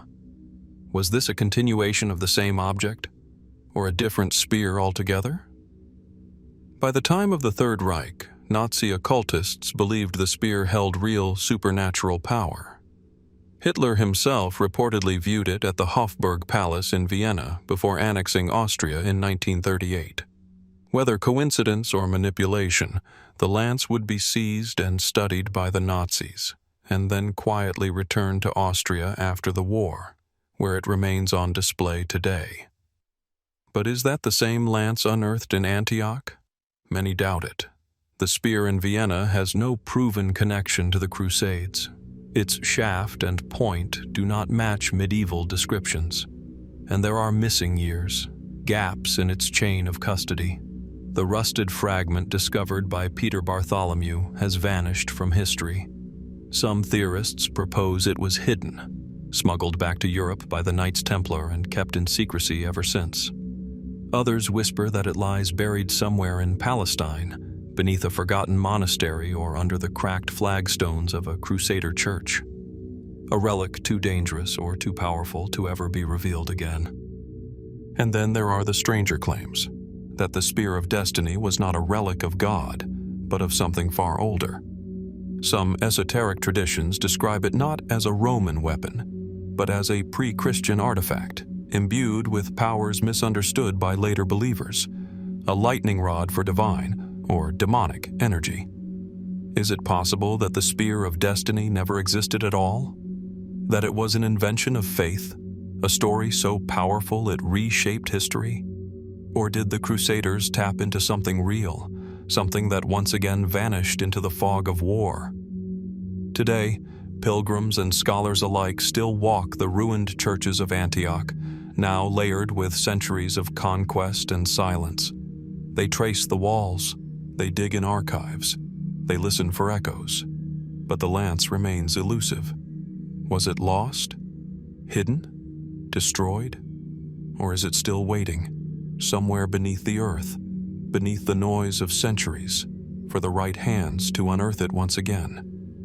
And if it is found, will it bring salvation or ruin? And so, as the trail of the Spear of Destiny grows cold, its power diffused into legend, we turn to another relic, even more ancient, and wrapped in a silence that has endured for millennia. Unlike the spear, this object was never wielded by Crusader hands. But many believed it could turn the tide of any war. For some, it was the very key to God's presence on earth. For others, a weapon of unimaginable force, hidden for reasons we may never understand. The midday sun burns through a thin veil of dust as it settles over the stone plateau of Jerusalem. A hush lingers over the Temple Mount, once the sacred heart of the ancient world. Beneath this platform of polished limestone and scattered ruins, some believe, lies the answer to one of the most enduring riddles of faith, conquest, and mystery. The Ark of the Covenant. According to biblical tradition, it was a wooden chest overlaid with gold, just over a meter long, with a lid flanked by 2 golden cherubim. Within it lay the stone tablets of the 10 Commandments, handed down to Moses atop Mount Sinai. But it was more than a container. The Ark, according to Scripture, radiated divine power. It parted rivers, felled armies, and struck dead those who touched it without permission. But where is it now? The last confirmed mention of the Ark appears in ancient texts around the time of the Babylonian siege of Jerusalem in 586 BC. The first temple, built by Solomon and housing the Ark in its inner sanctum, was destroyed, and with it, the Ark vanished. By the time of the Crusades, nearly 1,700 years later, the Ark had already become a relic of rumor. And yet, its legend persisted, so potent that knights, monarchs, and monks scoured the Holy Land in search of it. What drove their obsession? For one, the Crusaders saw themselves as heirs to a divine mission, marching not only for land or glory, but to reclaim the sacred objects of the past. If the Ark had once brought victory to the Israelites, might it not do the same for Christendom? In a time when holy relics were believed to hold real power, miraculous, even apocalyptic, finding the Ark was seen as more than a quest. It was destiny. But did the Crusaders come close? Some accounts suggest they thought so. In 1187, after the fall of Jerusalem to Saladin, chroniclers mention frantic searches within the ruins of Solomon's Temple, known today as the Al-Aqsa Mosque and the Dome of the Rock. Crusader knights had established their headquarters there decades earlier, calling themselves the Poor Fellow Soldiers of Christ and of the Temple of Solomon, later known as the Knights Templar. According to legend, the Templars conducted secret excavations beneath the Temple Mount. Were they looking for the Ark? Some believe they found something, though no official record remains, but whispers of what they unearthed would echo across centuries. Mainstream historians argue there's no evidence the Templars ever discovered anything of consequence. The tunnels they carved were likely for structural purposes, or, at most, a search for relics rooted in religious symbolism rather than fact. But others wonder, if they had found the Ark, would they have publicized it? Or would they have kept it hidden, aware of the power and danger it might unleash?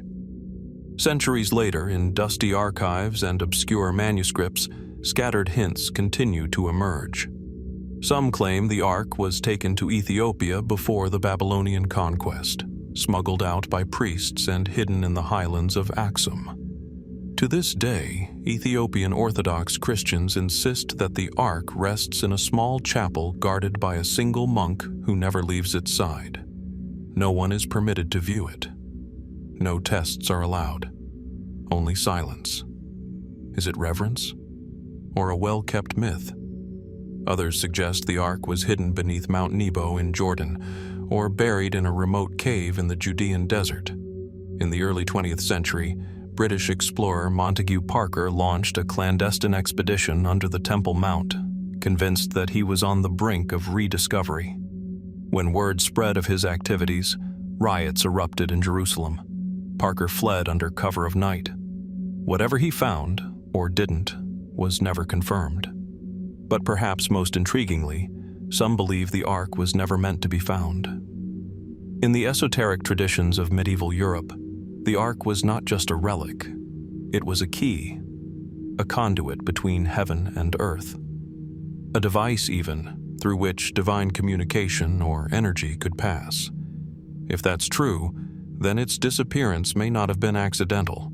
It may have been hidden, deliberately, until humanity was ready. Or perhaps never. Could it be that the Ark was destroyed, its gold repurposed, its sacred essence dissolved into myth? Or is it still out there, buried beneath layers of stone, sand, and secrecy?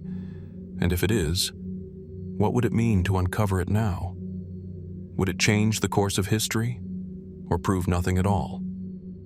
Perhaps the most unsettling possibility is that we wouldn't recognize it if we saw it, that centuries of legend have warped its appearance beyond reality, that the Ark of the Covenant, if found today, would look nothing like the golden chest imagined by artists and filmmakers. It might be unremarkable. It might be unrecognizable. And so we are left with a question. What is more powerful, the object itself or the belief in what it represents? In the Crusader crypts of Palestine, in the shadowed vaults of European cathedrals, in the pages of half-erased scrolls and the dreams of those who still search, the Ark of the Covenant lingers, elusive, sacred, silent. What secrets does it still hold? And if unearthed, would we dare open it? Understood. Ready for the next section whenever you are. Would you like to continue with another Crusade-related mystery? The morning fog clings to the Rhine like a shroud, curling through the cobbled alleys of ancient towns that once echoed with the clang of armor and the murmur of Latin prayers. Towering above the riverbanks are castles, some crumbling, others still proud, that once housed knights whose banners bore the Black Cross of the Teutonic Order. Here, in the thick forests of what is now Western Germany, a peculiar thread of the Crusades took root, one not as celebrated as the campaigns led by French or English kings, yet no less mysterious. The German Crusaders. Who were they really? And why does their role in the Crusades remain cloaked in so much obscurity? The story of the German Crusaders often begins not in the Holy Land, but in the imperial courts of the Holy Roman Empire. Unlike the organized chivalric fervor seen in the West, the German involvement in the Crusades seems fragmented, almost reluctant at first, rising in scattered waves rather than tidal forces. While many German nobles did answer the call to arms following Pope Urban II's speech at Clermont in 1095, their participation was often overshadowed by their more vocal and politically dominant French and Norman counterparts. Yet, by the time of the Third Crusade, German power could no longer be ignored. Emperor Frederick I Barbarossa led an enormous army, possibly numbering over 100,000, across the Balkans and into Anatolia. His campaign was disciplined, methodical, and, by many accounts, the most logistically successful of the age. And then, he drowned. In June of 1190, deep in the Cilician mountains of modern-day southern Turkey, Barbarossa reportedly attempted to swim across the Salif River. He vanished beneath the water and did not emerge. The death of Barbarossa was a turning point. His army disintegrated. Some returned to Europe. Others continued to Palestine in smaller, disjointed groups. But what became of the ambitions that had driven the German Crusaders to the east? Why did their presence become more secretive, more opaque in the centuries that followed? We are left with traces. Temples carved in stone, documents hidden away in monastic libraries, letters encrypted with unfamiliar symbols, and of course the emergence of one of the most enigmatic military orders of the Crusades, the Teutonic Knights. Unlike the Templars or the Hospitallers, whose names carried echoes of public vows and papal endorsement, the Teutonic Order moved in quieter shadows. Formed in Acre during the siege of 1190, they initially served as Hospitallers to German pilgrims. But their transition into a militarized religious order was swift and decisive. By the early 13th century, they had shifted focus away from the Holy Land entirely and turned their swords northward to Prussia, Livonia, and the pagan lands beyond the Baltic Sea. Why? Was this merely a redirection of Crusader zeal? Or did they carry with them secrets learned in the East, esoteric knowledge or relics acquired in Jerusalem, Antioch, or Edessa? Some chronicles hint at the latter. Whispered legends suggest that certain German crusaders sought more than just land or glory. They sought forbidden knowledge, alchemical texts, ancient Jewish scrolls, even artifacts once believed to lie beneath the Temple Mount. It is here that the mystery deepens. A 13th century codex found in a Bavarian monastery, rarely discussed outside niche academic circles, speaks cryptically of a chamber beneath the dome where silver tongues speak in flame. Scholars are divided. Was this poetic metaphor? A garbled account of Templar excavations? Or something else entirely? And if it was known to the German knights, why was it not shared more widely? In the wake of the Crusades, the Teutonic Order became a power unto itself, forging a theocratic state across the Baltic. Unlike the Templars, who were disbanded amid charges of heresy and blasphemy, the Teutonic Knights endured, though their influence quietly waned. Their archives, scattered across modern-day Austria, Poland, and Germany, remain locked to the public, and many of their wartime records were either destroyed or concealed during the upheavals of the Reformation and Napoleonic Wars. One document, recovered in fragments from a cathedral in Erfurt, refers to a compact in blood signed by unnamed Crusader nobles and a foreign dignitary of Soluma.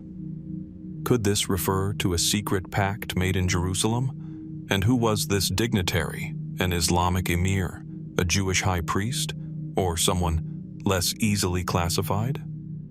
Fringe theories abound. Some suggest that the German Crusaders uncovered something in the Levant so profound that it altered their trajectory forever. A hidden truth about early Christianity? A bloodline? A relic of immeasurable power? Such ideas, of course, stretch beyond the borders of conventional history, and yet the gaps remain. The silences in the archives, the vanished scrolls, the redirected campaigns, the sudden pivot to the Baltic. Are we witnessing mere politics or something deeper? What's most haunting, perhaps, is not what we know of the German Crusaders, but what we don't. Unlike their French or English peers, they left behind fewer first-hand accounts, fewer songs, fewer declarations. Their legacy is one of stone fortresses and missing manuscripts, of campaigns fought far from Jerusalem, and loyalties that often defied Rome itself. And so we are left to wonder, were the German Crusaders simply a quieter branch of a broader movement? Or did they carry with them secrets learned in the heat of battle and the depths of desert tombs? Secrets that changed their path, and that still lie buried beneath castle floors and monastic cellars. The forests of Thuringia are quiet now. The cathedrals echo only with organ music and wind. But if the walls could speak, what might they reveal of the true role these enigmatic knights played in the Crusades? And what truths, hidden for centuries, might still await discovery in their forgotten halls? The Nile flows with a quiet, almost eternal rhythm, its waters glinting beneath a sun that has watched empires rise and fall. Along its northern mouth lies the ancient port city of Damietta, where the river meets the Mediterranean. It is a place of shifting sandbars and silt-laden currents, where stone fortifications once stood against both the sea and the ambitions of foreign armies. Today, modern buildings and the traces of past battles lie entangled beneath centuries of earth and decay. But in the early 13th century, this city became the epicenter of one of the most perplexing episodes in Crusader history. A moment of hesitation, of baffling inaction that altered the course of a campaign and raised questions that have never been fully answered. What really happened at Damietta? The year was 1218. The Fifth Crusade had arrived in Egypt, the beating heart of the Ayyubid Sultanate. Crusader leaders, both clerical and noble, had long believed that striking at Egypt rather than Palestine was the key to reclaiming Jerusalem.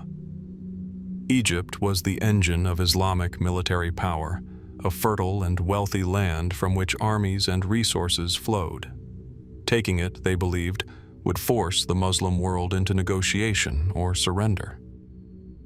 At first, their strategy seemed sound. The Crusader army laid siege to Damietta, then one of Egypt's most critical port cities. For over a year, they hammered at its defenses, enduring brutal conditions: heat, hunger, disease. Then, finally, in November 1219, the city fell. It was a stunning victory. The path to Cairo lay open. And then, nothing. For months, the Crusader army remained in Damietta. They fortified the city, argued among themselves, and waited. But for what? And why? Why did the army, flush with victory and advantage, delay their advance for over 16 months? Why, when momentum was on their side, did they choose to hesitate? Mainstream historians often point to internal divisions. The Fifth Crusade was a tangled web of competing agendas. The papal legate, Cardinal Pelagius, refused to advance without assurances of support from Europe. The secular commanders, including King John of Brienne, wanted to strike quickly. And yet, the debate dragged on. Supplies dwindled. Morale suffered. Disease returned. All while the Nile's flood cycle crept closer. An event which would, in time, render the landscape impassable for an invading army.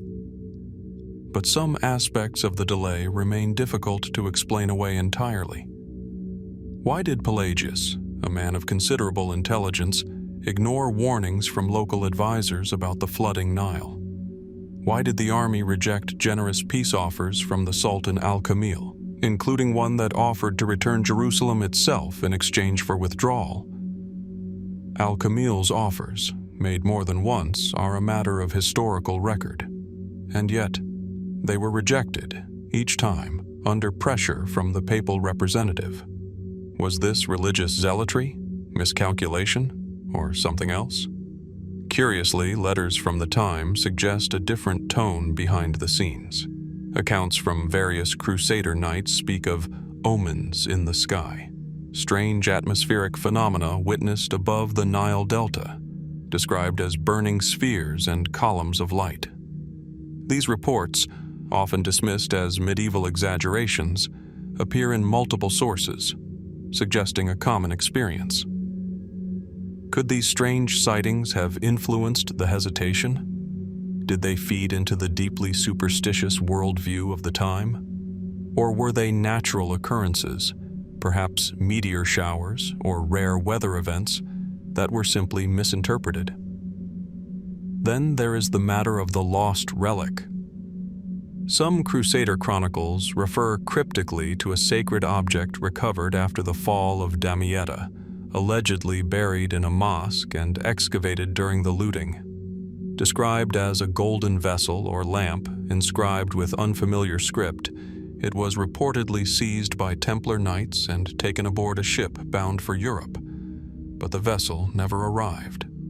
The ship was said to have vanished during a storm shortly after setting sail. Some claimed divine retribution, others sabotage. Was this relic real? And if so, was it the cause of hidden tensions within the Crusader camp? Could it be that competing factions were not only arguing about military strategy, but also vying for control over something far more arcane?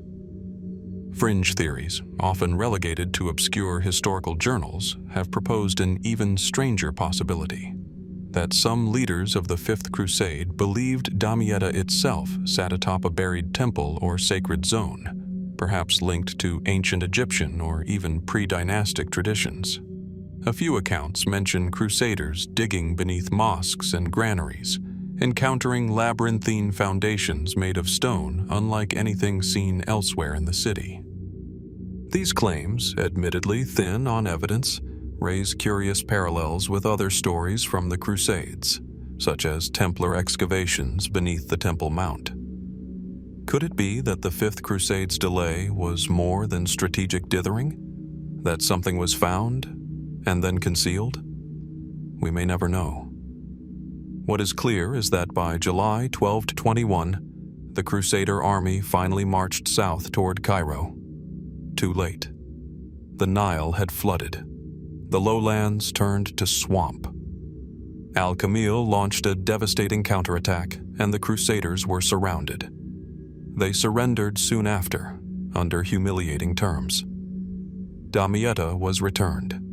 The crusade ended in failure. So we are left with a question. Was the delay at Damietta merely the result of poor leadership and internal politics? Or was it driven by something deeper?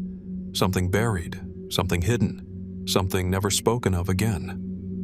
Why did the army not strike when it had the chance? Why were peace offers rejected? And what of the relic, the strange lights, the excavations beneath the city?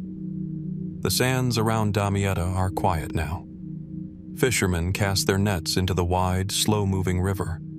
The ruins of the medieval siege are buried beneath centuries of silt and stone.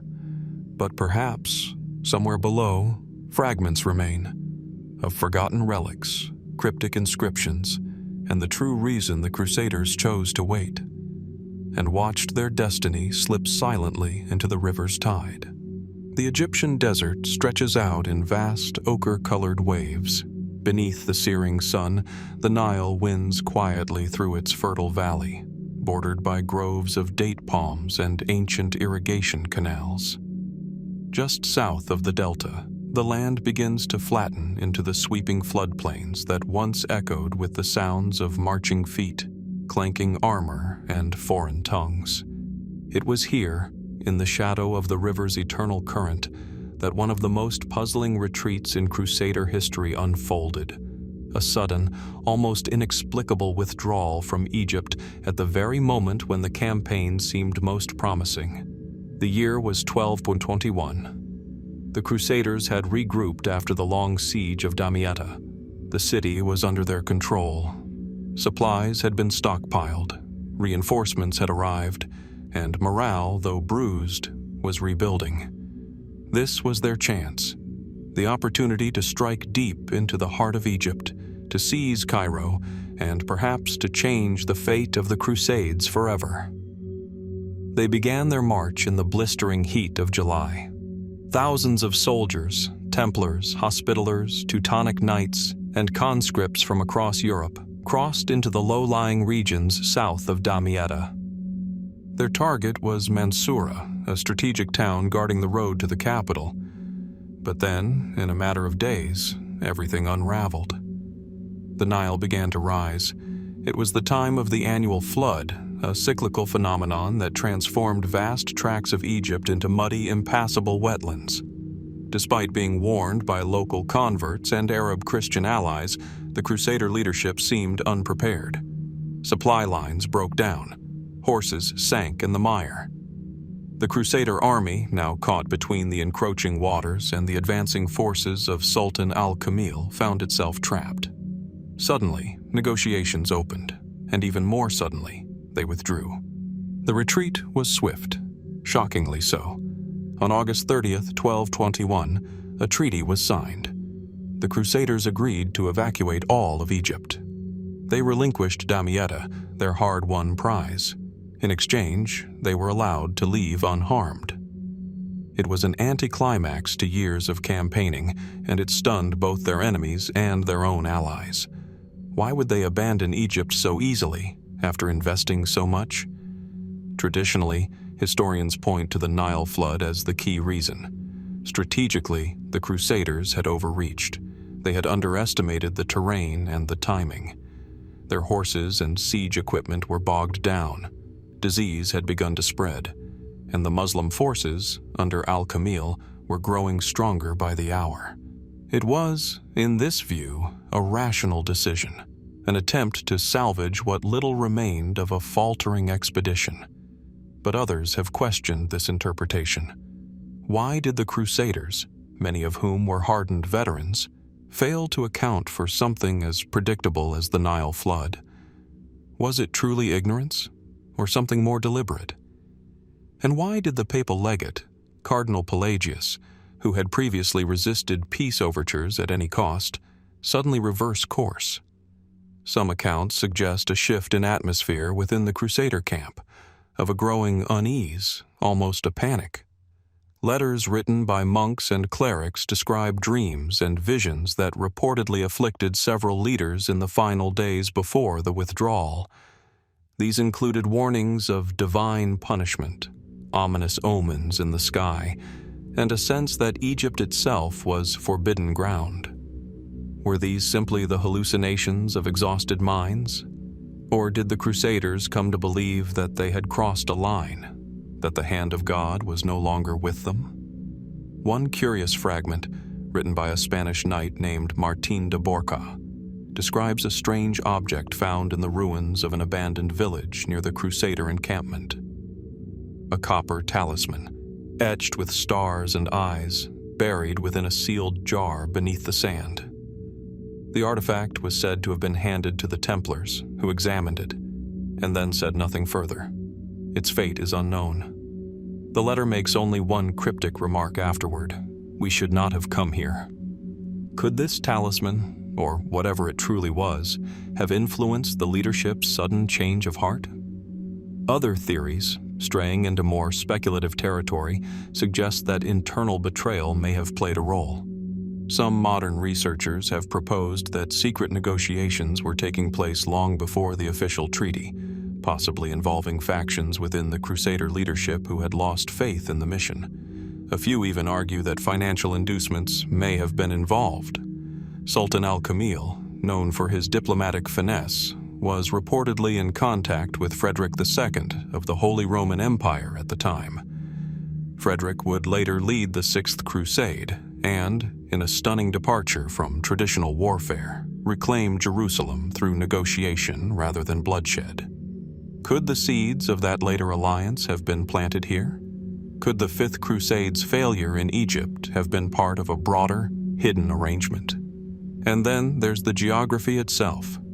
Some fringe theorists suggest that the Crusaders' true goal in penetrating Egypt was never just Cairo, but something hidden along the Nile.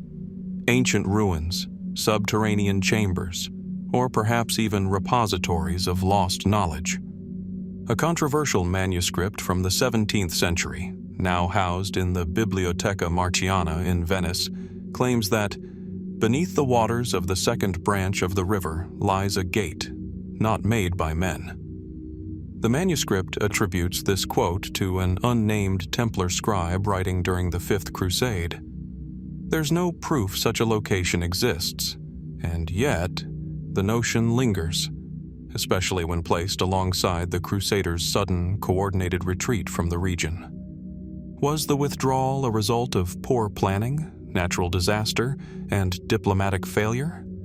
Or was it the conclusion to a much stranger chapter, one marked by hidden objects, unspoken fears, and discoveries best left forgotten? The Nile continues to rise and fall, as it has for thousands of years. Villages come and go, ruins are buried and unearthed, and the land conceals far more than it reveals.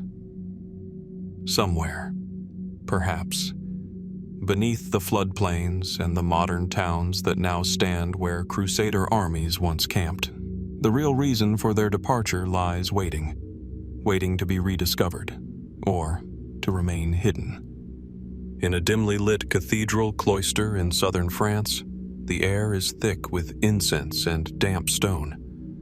Echoes of whispered Latin prayers slip through the ancient corridors, trailing behind the heavy steps of barefoot penitents.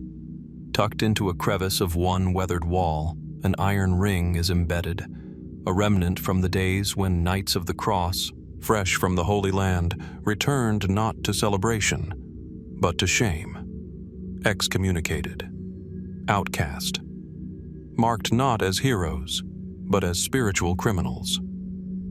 This is the forgotten face of the Crusades. It's a story that does not fit easily into the grand narratives of chivalric triumph or religious devotion. And yet, across multiple campaigns, from the late 12th century into the 13th, numerous Crusaders found themselves under the gravest penalty the Church could impose: excommunication. Why? How could warriors, sent under the banner of the cross, fulfilling what they believed to be a divine mandate, find themselves suddenly cut off from the very church that had commissioned their journey? The phenomenon wasn't isolated. It happened during the Fourth Crusade. It happened again during the Fifth. Most famously, it occurred with Frederick II's Sixth Crusade, a campaign that saw the excommunication of the Holy Roman Emperor himself. These were not minor players. These were some of the most powerful men in Christendom, and they were cast out. What makes this more perplexing is that, in many cases, these excommunications occurred during the Crusades themselves, sometimes on the very eve of battle. In the 1200s, to be excommunicated meant more than religious censure. It meant isolation, suspicion, stigma. Your sacraments were denied, your voice in council lost. In many places, even basic contracts were rendered void. And yet, the reasons for these spiritual punishments are tangled, contradictory, and in some cases, still debated.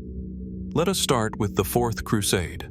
Launched in 1202 with the intention of retaking Jerusalem by invading through Egypt, this campaign took a catastrophic turn. By 1204, the Crusaders were not fighting Muslim armies, but fellow Christians. They had sacked the city of Zara, a Catholic territory. And worse, they turned their swords upon Constantinople, capital of the Byzantine Empire. The city fell, churches were desecrated, the Hagia Sophia was looted, and the Crusaders established a short-lived Latin empire on the ruins. Pope Innocent III had repeatedly warned them against such actions. He issued stern letters, he threatened spiritual penalties, and when his words were ignored, he followed through. The Crusaders were excommunicated, but curiously, The Pope later lifted the excommunication after the conquest of Constantinople. Officially, this was framed as a necessary step to restore Christian unity. But some modern scholars argue it hints at a more pragmatic motive, an acknowledgement that the Pope, despite his disapproval, could not afford to alienate an entire army. Did Innocent truly change his mind? Or did political calculation outweigh moral outrage? The pattern would repeat itself. During the Fifth Crusade, the papal legate Cardinal Pelagius clashed with King John of Brienne and other Crusader nobles. Disputes over who held ultimate authority, spiritual or temporal, led to deep fractures within the army. And though formal excommunications were narrowly avoided here, the threat of them loomed constantly, shaping every decision and undermining unity. But it was in the Sixth Crusade that excommunication took on an even more puzzling form. Frederick II, Holy Roman Emperor, was a man of contradictions. Brilliant, cosmopolitan, and deeply skeptical, he delayed his departure for the Holy Land multiple times, despite having taken the cross. Eventually, Pope Gregory X lost patience. In 1227, Frederick was excommunicated for failing to fulfill his vow. Then, something extraordinary happened. In 1228, while still excommunicated, Frederick sailed to the Levant. He negotiated directly with Sultan al-Kamil. Yes, the same ruler from the mystery in Egypt. And without fighting a single battle, Frederick brokered the return of Jerusalem, Bethlehem, and Nazareth to Christian control. It was one of the most stunning and bloodless victories in the history of the Crusades. And yet, he remained excommunicated. How could a man, banned from church sacraments, deliver the Holy City back to Christendom? The Pope, far from praising him, denounced his actions. He declared the treaty illegitimate. Some chroniclers began to whisper that Frederick had not truly gone as a crusader, but as something else. Some claimed he had struck dark bargains, others that he held heretical beliefs.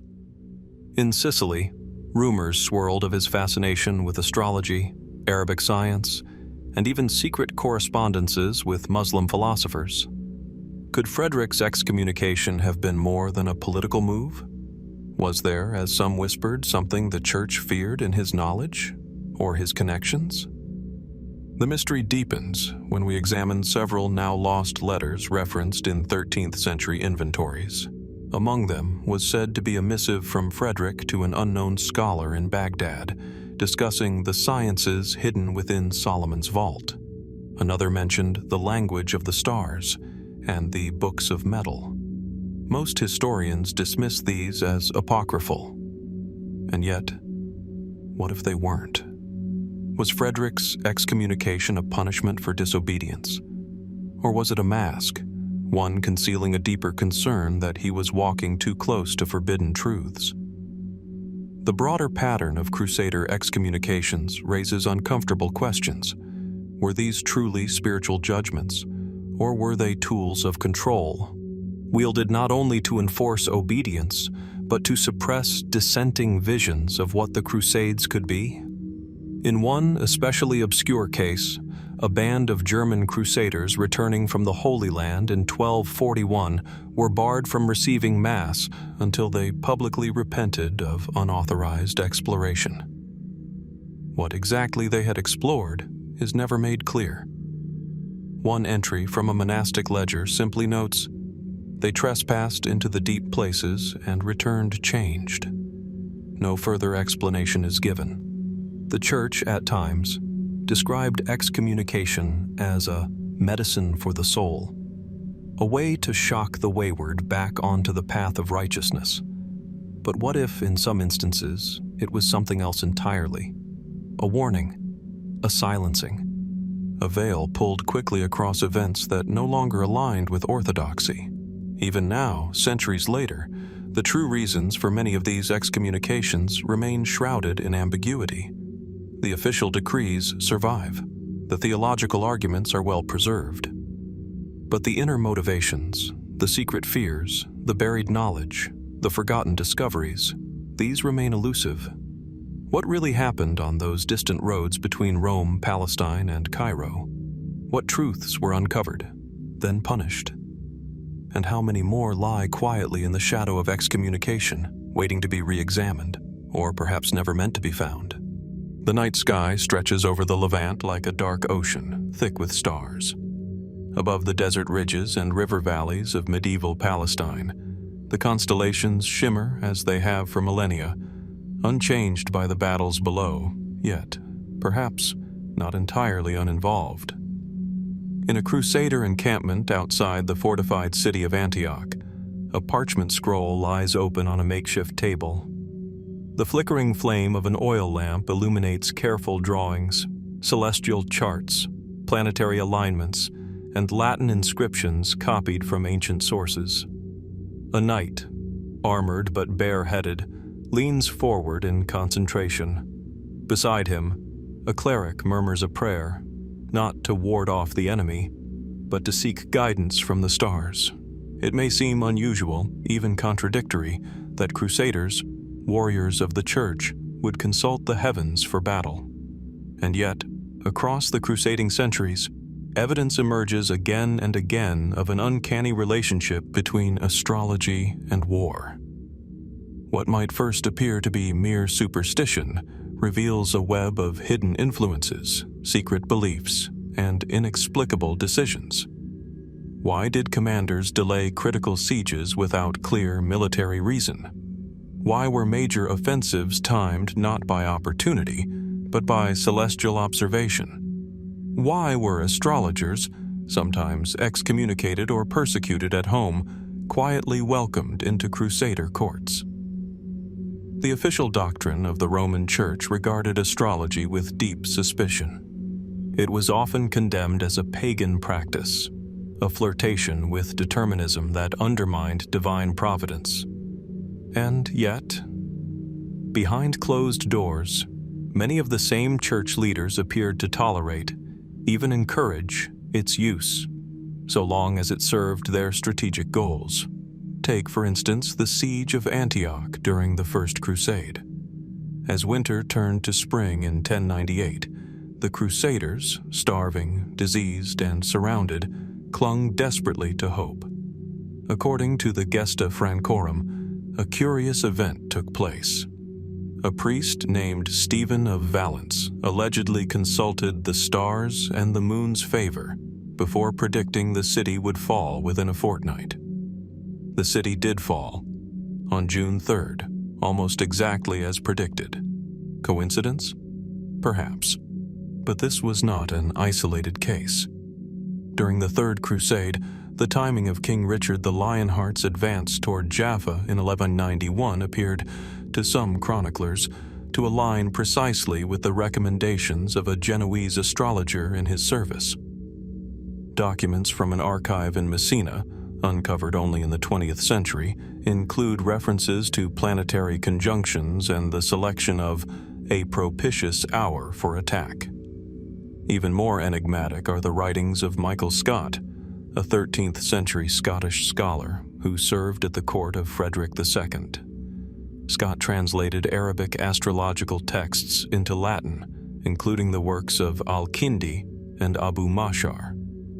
These texts did not simply chart the movement of stars. They linked celestial events to outcomes on Earth, victory and defeat, plagues, storms, even shifts in human emotion. Frederick, himself a veteran of the Sixth Crusade, and, as we explored earlier, no stranger to controversy, kept Scott close at hand. It is said he consulted him not only for diplomacy and medicine, but for war. Were military campaigns during the Crusades truly influenced by these readings? Some believe they were. Astrology was particularly sophisticated in the Islamic world. Centers of learning in Cairo, Baghdad, and Damascus preserved and expanded on Greco-Roman knowledge. They refined instruments like the astrolabe and trained scholars to calculate planetary motions with astonishing accuracy. Could it be that Crusader leaders, despite theological tensions, sought out this knowledge in secret?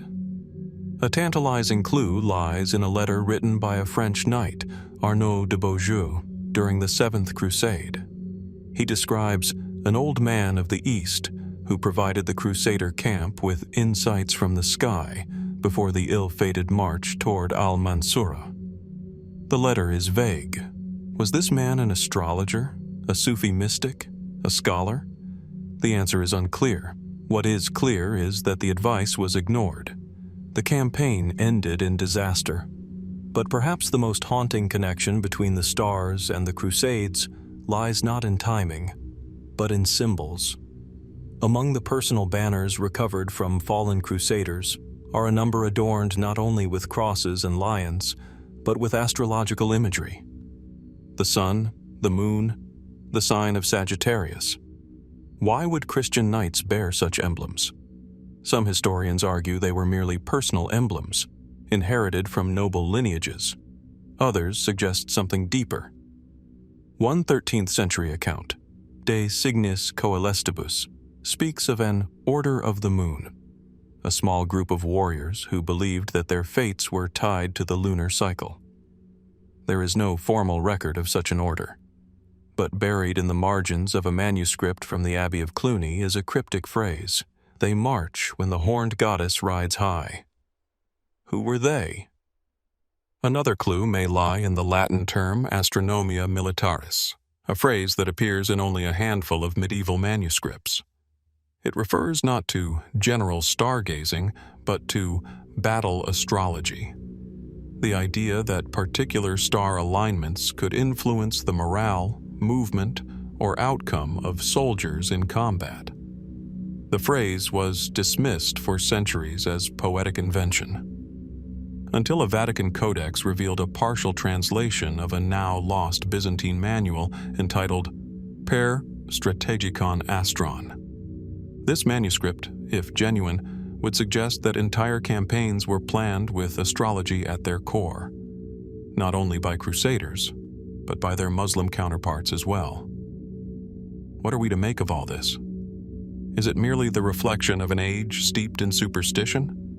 Or could it be that military leaders of the Crusades knew, or at least believed, that hidden forces guided their path? Perhaps they saw the sky not as a distraction from God, but as a language through which divine will was expressed. And yet, for all these fragments, for all the parchments, scrolls, and half-buried hints, the full picture remains elusive. Were the stars truly consulted before battles that changed the course of history? Or have we simply projected our own fascination onto the celestial sphere? And if they were used, then what did those generals see in the heavens, those long-forgotten nights, that made them pause or press forward? Even now, under the same stars, the mystery lingers. Beneath the overgrown stones of a crumbled outpost, half swallowed by the shifting sands of northern Syria, a rusted mail link is uncovered by wind and time. It is bent, corroded, but unmistakably European. Not far from it, the fragments of a wooden chest, its iron fittings long decayed. Inside, nothing. No banner, no script, no coin. Just silence. There are many Crusades we remember, numbered, chronicled, preserved in song and sermon. The first, burning toward Jerusalem with fire and fanaticism. The third, led by kings and rivaled by Saladin. The fifth, swallowed by the Nile. But there were others, unnumbered, unrecorded, or scarcely whispered, whose paths remain blurred in the historical fog. Minor expeditions, they are called. Side campaigns, failed ventures, forgotten footnotes in the grand theater of holy war. Or something else. Between the known and the unknown lies a strange category of Crusader movement. Expeditions announced with ceremony, blessed by bishops, funded by nobles, and then vanished. What happened to them? In 1101, barely 2 years after the capture of Jerusalem, a wave of crusading fervor once again swept across Europe. This lesser-known campaign, sometimes called the Crusade of the Faint-Hearted, was meant to reinforce the newly carved Latin states. It was led by prominent nobles, Stephen of Blois, William IX of Aquitaine, and Hugh of Vermandois. They set out with grand ambition and considerable manpower. Some were killed at Heraclea. Others disappeared beyond Ankara, ambushed and scattered by Turkish forces. But records diverge wildly. Byzantine sources claim that thousands were captured and marched into the interior. Arab chroniclers suggest some groups were absorbed or enslaved, others simply melted away. But what of the detachment that took the southern route? Those who were last seen heading along the old Roman roads into Cilicia, then further into Armenian highlands. Their fate is never recorded.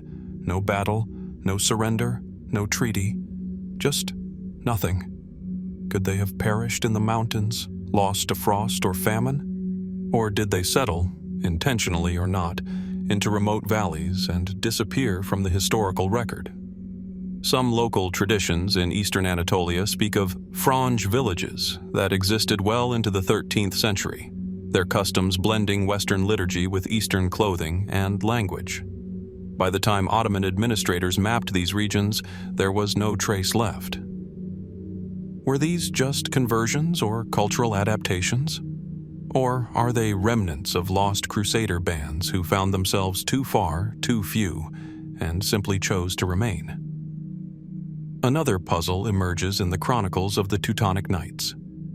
In the early 1200s, a minor German expedition is said to have departed from Venice, bound not for Palestine but for the southern coast of the Black Sea. The plan, according to a letter preserved in the Cathedral of Trier, was to circle eastward and strike at the heart of the heathen where it is weakest. No further letters were sent. No knights returned. Strangely, a separate Muslim source, the Chronicle of al-Dababi, mentions white-cloaked warriors bearing a black cross spotted near the Caucasus Mountains around the same time. They reportedly clashed briefly with local forces, then disappeared into the hills. Did they perish in some forgotten skirmish? Or did they cross into territory so distant that no chronicler thought to follow? Even more mysterious are the rumors of a naval crusade in the mid-12th century that left the port of Pisa with some 30 ships and sailed eastward, yet never arrived in Acre, Tripoli, or any known Crusader port. This voyage is referenced only in a single document, an inventory record noting the absence of a fleet promised to the aid of the Holy Sepulchre. Its disappearance was blamed on storms or pirates. But generations later, in 14th century Alexandria, Egyptian port records mention the wreckage of Frankish vessels found along the Red Sea coast, far from where any Crusader fleet should have been. Why would Christian warships be in those waters? Were they lost? Or were they pursuing something else? A relic? A rumored trade route? A hidden alliance? And why do later Templar records, often cryptic and fragmented, mention the failed voyage of the Lion's Wing, a phrase believed by some to be a reference to the vanished Pisan fleet? Among the most enduring enigmas is a letter penned by Otto of Freising in 1145. In it, he describes an Eastern Christian king, Prester John, who had supposedly launched a great campaign from beyond Persia to aid the Crusaders. Though the letter is often regarded as myth or propaganda, Otto's tone is unusually precise.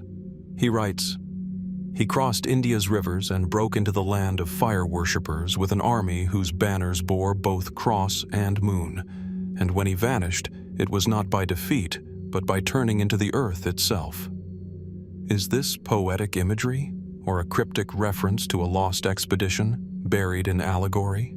Some fringe theorists suggest that minor Crusader groups attempted overland journeys that led them far beyond the traditional theaters of war, into Persia, Central Asia, or even India, seeking alliances with distant Christian sects or rumored empires. They point to obscure Armenian texts, the Nestorian stele of Xi'an, and even Mongol diplomatic records as fragments of a greater puzzle. Mainstream historians remain skeptical, and rightly so. But the silence in the sources, the absences, the contradictions, the names that appear and then are never mentioned again, continues to intrigue. What compels a crusading army to leave without return? Was it ambition, miscalculation, sabotage? Or did something happen on these journeys, something not recorded in Latin, Greek, or Arabic, that made silence preferable to truth? What maps were they using? What legends were they chasing? In the archives of Monte Cassino, one damaged folio contains a curious phrase, half scorched by time. And they passed into a land not marked, under a sky unfamiliar, and there they remained. Could it be poetic embellishment? Or the only surviving whisper of one of these forgotten crusades? We may never know. But as we study the terrain of history, there are still gaps, blank spaces on the manuscript, echoes without source, trails that lead only to dust. The question remains, how many crusades were fought and lost, not in battle, but in memory? And how many more remain hidden, waiting, perhaps just beyond the next unearthed artifact, the next translated scroll, the next overlooked tomb? In the dim candlelight of a monastic chapel high in the hills of Occitania, a tattered parchment lies beneath a sheet of aged glass. The ink has faded to a rusty brown, but the hand that wrote it trembled not. It reads like a confession, but also like a revelation, chronicling the visions of a knight who, during a crusade, claimed to speak with angels while in a trance that lasted 3 days. The Crusades are often remembered as brutal wars of swords and cities, of sieges and sackings. But beneath the armor and blood was a spiritual undercurrent, an inner war just as intense. Crusaders believed they were instruments of divine will, and in this potent mixture of violence, faith, and fear, strange things began to happen. Saints emerged, not only in death but in life, through unexplainable trances, visions, and ecstatic states that confounded even the most devout. These were not mere dreams. They were vivid, prolonged, often public episodes in which the holy men and women of the Crusades would fall into catatonic states, speak languages they did not know, recount events far away, and return with proclamations, some of which eerily came true. How do we explain them? Let us begin in the shadowed recesses of the Church of the Holy Sepulchre in Jerusalem. There, in 1101, a monk named Gerlach of Mainz collapsed during a midnight vigil. Witnesses say his eyes fluttered, his body convulsed, and then he lay still, unmoving for over a day. When he awoke, he claimed he had walked with St. George through a burning desert and had seen the defeat of a Crusader army before it had even occurred. Days later, word arrived from the north. The army sent to Edessa had been ambushed, almost exactly as Gerlach described. Coincidence? Or a case of divine sight? Skeptics have suggested these trances were the result of fasting, heatstroke, or psychological trauma, and certainly the extreme conditions of the Crusades, deprivation, disease, fear, religious ecstasy, could produce altered states of consciousness. But not all cases can be so easily dismissed. Consider Saint Sibylla of Normandy. Before she was canonized, she was just a young laywoman who joined the Second Crusade with a small group of pilgrims. At Antioch, she entered a trance that lasted 7 days. During that time, she reportedly dictated over 40 pages of Latin scripture, despite being illiterate.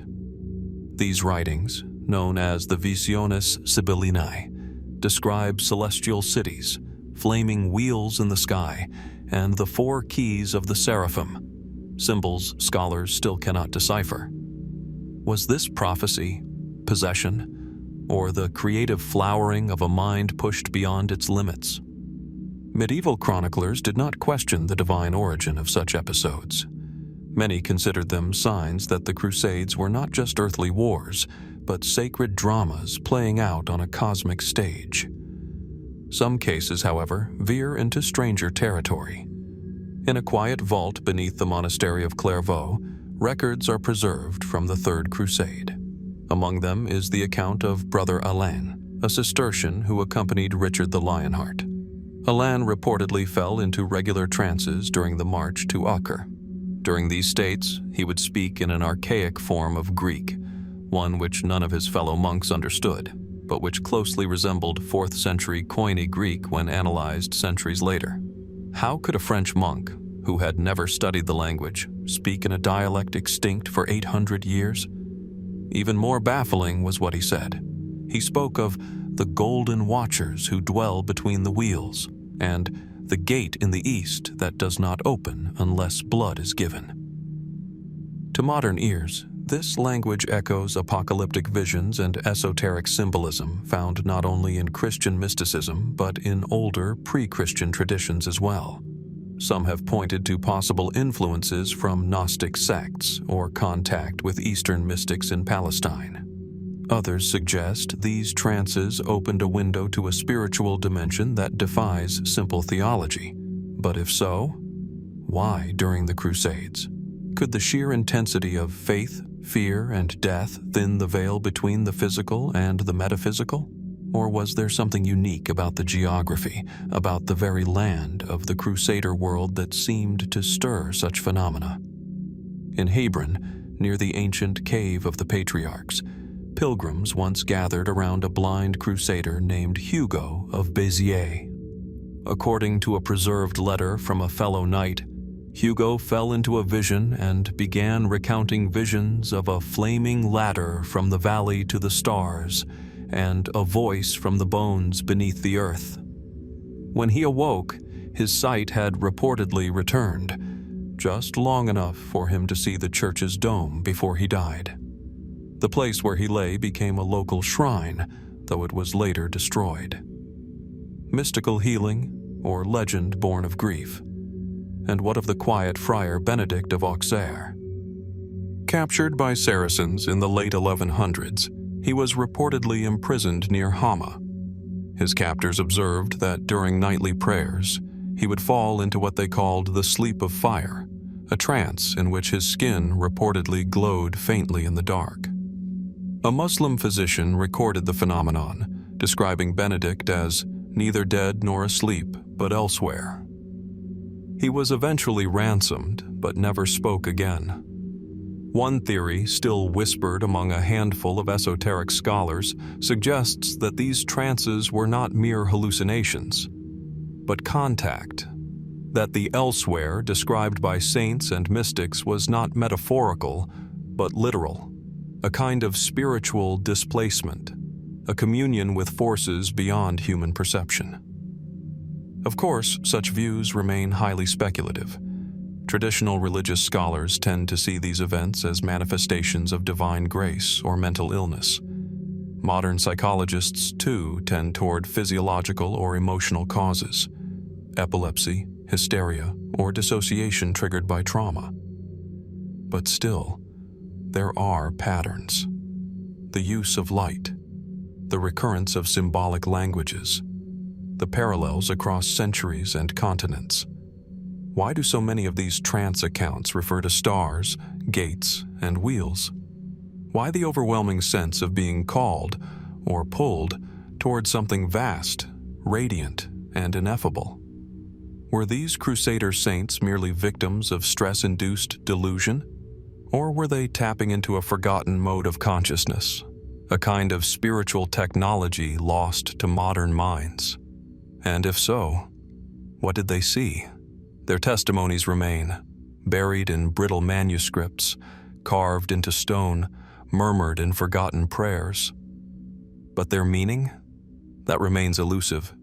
Some mysteries lie in bones and ruins. Others lie in the mind. And sometimes, the deepest questions of the Crusades are not about land or blood, but vision. What did the saints truly see behind their closed eyes? And are we still listening? In a dusty reliquary chamber beneath the Basilica of Saint-Denis, shafts of pale light spill through rose-stained glass, illuminating a glint of gold beneath layers of glass and velvet. A fragment of wood, just a sliver, barely larger than a coin, rests in solemn silence. The inscription beside it reads, Lignum Crucis, wood from the true cross, once carried by Crusaders into battle, once said to perform miracles, now still and inert. Or is it? As we step away from the flickering torches of ecstatic visions and Crusader trances, we find ourselves in a different but equally enigmatic realm, the rise of relic cults during the Crusades. These were not mere tokens of memory. They were revered, feared, and fiercely protected. Pieces of bone, cloth, stone, and hair were believed to channel the divine, portals between the mortal world and the sacred. Carried into battle, enshrined in cathedrals or hidden in remote crypts, relics became central to the spiritual and political life of the Crusades. But how did their power rise so rapidly, and what forces lay behind their mysterious allure? The First Crusade brought with it not only a wave of knights and pilgrims, but a burning hunger for physical proof of holiness. When the Crusaders captured Jerusalem in 1099, one of the first acts of significance was not merely the conquest of the city, but the discovery, or rather the rediscovery, of the true cross.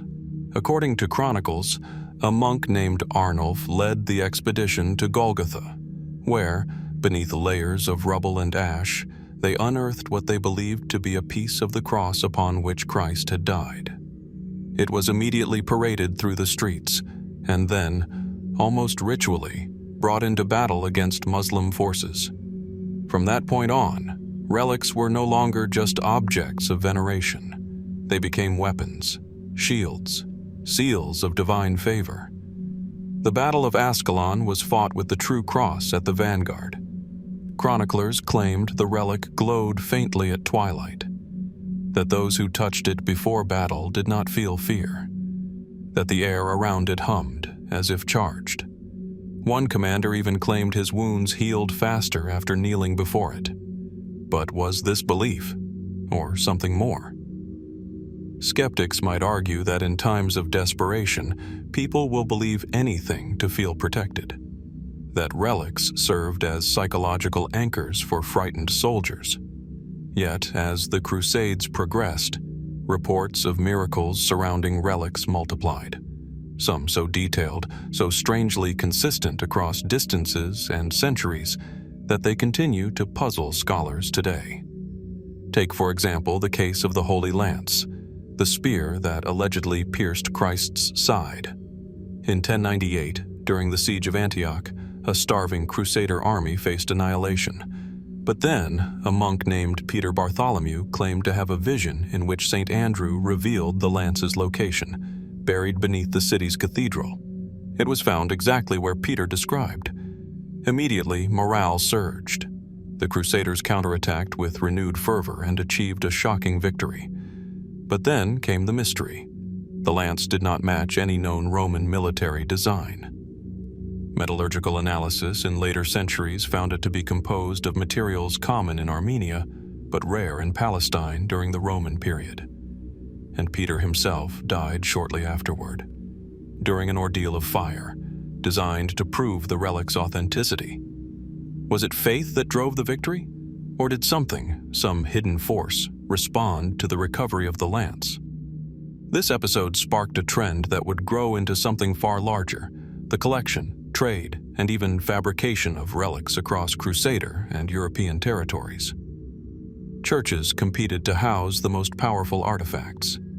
Entire pilgrimages were built around a single bone, or a thread from a martyr's robe.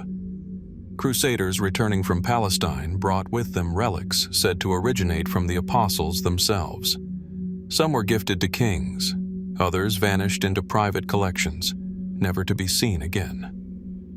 By the time of the Third Crusade, a strange pattern had emerged. Relics were multiplying, not just in number, but in influence. Some seemed to draw people to them, causing visions, dreams, or spontaneous healings. In 1192, a knight in Acre wrote that a fragment of St. James's skull caused birds to circle overhead for 3 days without rest. In Tyre, a scrap of the Virgin Mary's veil reportedly bled when a Muslim army approached. Fabrication, symbolism, or echoes of something truly unknown. In a monastery in northern France, a curious parchment survives, cataloging over 40 relics believed to have awakened upon return from the East. The term used is not metaphorical. The document describes heat radiating from bones, glass containers fogging in cold rooms, and wax seals melting spontaneously. One even refers to a reliquary that rang with a clear tone like a bell, though it had no mechanism within. Even today, some historians argue that relic cults were political instruments, that relics gave legitimacy to Crusader states and unity to fractured pilgrim populations, that they were, in a sense, sacred propaganda. But not all relics fit this mold. Some were never public, never enshrined. Hidden, instead, in caves or buried beneath churches.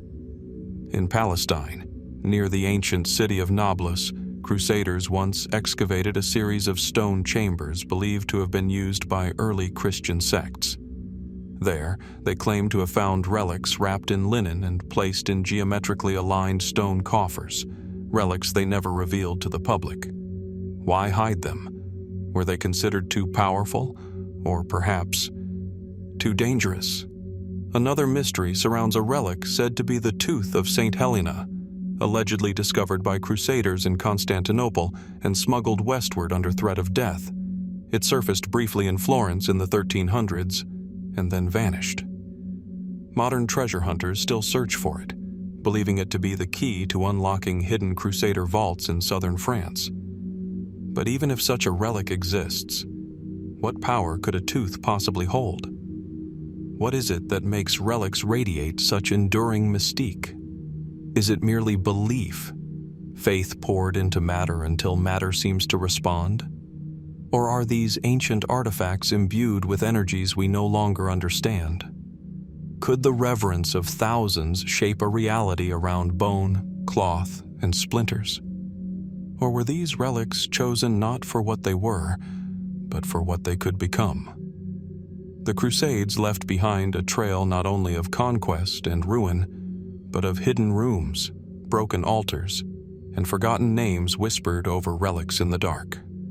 And as modern researchers dig through manuscripts and ossuaries, the relic cults of the Crusades remain a shadowy realm between the physical and the metaphysical.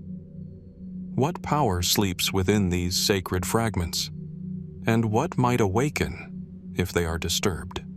Inside a dimly lit archive chamber in Vienna, the air is thick with the smell of vellum and old wax.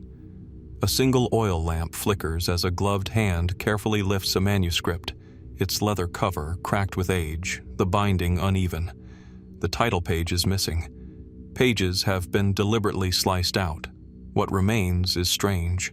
Fragmented Latin text, abrupt gaps in the narrative, and marginal notes scratched in hurried, anxious script. A chronicle of the Crusades, but not as we know them. From the gold-encrusted reliquaries of holy artifacts, we descend now into the murkier realm of lost records and redacted truths. For while the Crusades are among the most studied and documented campaigns of the medieval world, a growing number of scholars have begun to ask a troubling question. What aren't we being told? What chapters of Crusader history have been erased, altered, or deliberately hidden? The Chronicles of the Crusades, those lengthy, ornate texts penned by monks, nobles, and eyewitnesses, form the backbone of our understanding of these holy wars. They recount the battles, the pilgrimages, the diplomacy, and the bloodshed. But beneath the surface of this record lies a quiet dissonance. Entire events that vanish from one chronicle to another. Identical passages that suddenly contradict themselves in later copies. Whole volumes mentioned in letters that no longer exist. Were these mere scribal errors? Innocent omissions? Or signs of something more intentional? One of the most striking cases comes from the Gesta Francorum, a Latin account of the First Crusade, written by an anonymous soldier. The earliest known copy, housed today in the Biblioteca Nazionale of Naples, includes references to a mysterious Council of Shadows allegedly convened in Antioch after the city's conquest. In this passage, leaders from several factions discuss things not to be recorded and agree to mask the signs and veil the relics. Later manuscripts, especially those circulating in France and England, omit this passage entirely. Why? Some historians argue it was simple censorship by religious authorities who feared the text implied secrecy and disunity within the Crusader ranks. Others believe the original writer had witnessed something troubling, perhaps involving relic fraud, political betrayal, or pagan influences within the Crusader elite. Yet no conclusive answer has been found. Even more curious is the case of the Lost Chronicle of Mainz, a document referenced by at least 3 medieval writers, including the chronicler Eckhard of Ora, yet no copy of it has ever been recovered. According to surviving accounts, the chronicle offered a fuller account of the People's Crusade and contained visions and prodigies not recorded elsewhere. Was it destroyed, or is it still hidden? In 1998, fragments of a scorched manuscript were discovered in the vaults of St. Florian Monastery in Austria. Written in Latin, they described a Crusader procession in Edessa during which a group of soldiers reportedly followed a glowing orb into the wilderness, never to return. The document refers to this as the Wandering of the Light. The incident is not recorded in any mainstream chronicle. No corroborating details survive. And yet, the margins of the fragment show clear signs of redaction, lines heavily crossed out in faded red ink, as if censored centuries ago. Were these stories erased for being unbelievable, or because they threatened a carefully constructed narrative? Censorship in medieval times was not always a matter of suppression. It was often a matter of reshaping. Chroniclers were not journalists. They were often monks, beholden to patrons and ecclesiastical authorities. And in the fevered, sanctified atmosphere of the Crusades, there were lines that could not be crossed, truths that might prove inconvenient to faith, to politics, or to power. But perhaps the most compelling and unsettling example of altered Crusader history comes from the Chronicle of Fulcher of Chartres. Fulcher, a priest who traveled with the First Crusade, wrote one of the most detailed first-hand accounts of the campaign. Yet, in a late 12th century copy preserved in the archives of the Vatican, researchers discovered something strange. Between 2 pages recounting the siege of Jerusalem, a faint ink bleed-through revealed a different passage, one that had been scraped away and overwritten. Using spectral imaging, scholars reconstructed part of the erased text. It spoke of a sign in the sky, wheels of fire circling above the temple, a silence so complete that even the horses froze. No mention of this event exists in the surviving text, and there's no known celestial occurrence that matches the date given. What did Fulcher witness, and why was it removed? Some suggest the passage referred to a meteor shower or atmospheric anomaly.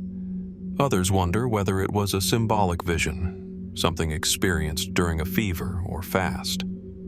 But more esoteric theories persist. Some propose that Crusaders encountered unknown technologies or phenomena which church officials deemed too dangerous or heretical to preserve. One marginal note in the same manuscript reads, "Non dicatur," let it not be spoken of. Another fragment, found in a monastery in northern Spain, describes a Crusader returning from Palestine who claimed that certain ruins beneath Jerusalem led to rooms without sun or wind, where metal walls hum like bees. He was reportedly denounced as mad, and the letter documenting his story was never copied beyond a single instance. Do these suppressed accounts represent hallucinations, deliberate fictions, or clues to something the medieval church sought to bury. And even now, how many such manuscripts lie in private collections, forgotten monasteries, or sealed archives? The Vatican Library alone holds thousands of medieval documents that remain uncatalogued. Among them may be further pieces of these missing chronicles, whispers from the past that deviate too sharply from the accepted story. It is easy to forget that history is not just what happened, it is what survives, what is written down, and what is allowed to remain. And when it comes to the Crusades, one of the most ideologically charged episodes in Western and Islamic memory, we must ask, whose stories were preserved and whose were erased? Is it possible that our understanding of the Crusades rests atop a carefully curated silence?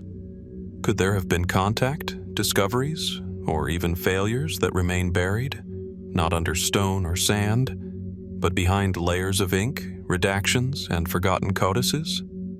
As we turn the brittle pages of surviving chronicles, we are left with more questions than answers. What truths did the Crusaders take with them to the grave? And what might we still uncover, if the censored pages could speak again? The ruins of the citadel of Damascus rise in muted defiance against the burning sky. Sunlight bleeds across ancient stone, warming the shadows of arched gates and shattered towers. In the dry wind, the ghosts of siege camps seem to whisper, broken standards, collapsed tents, shattered faith. What happened here, nearly 9 centuries ago, remains a riddle. A campaign hailed by kings and blessed by saints ended not in glory, but in confusion, silence, failure.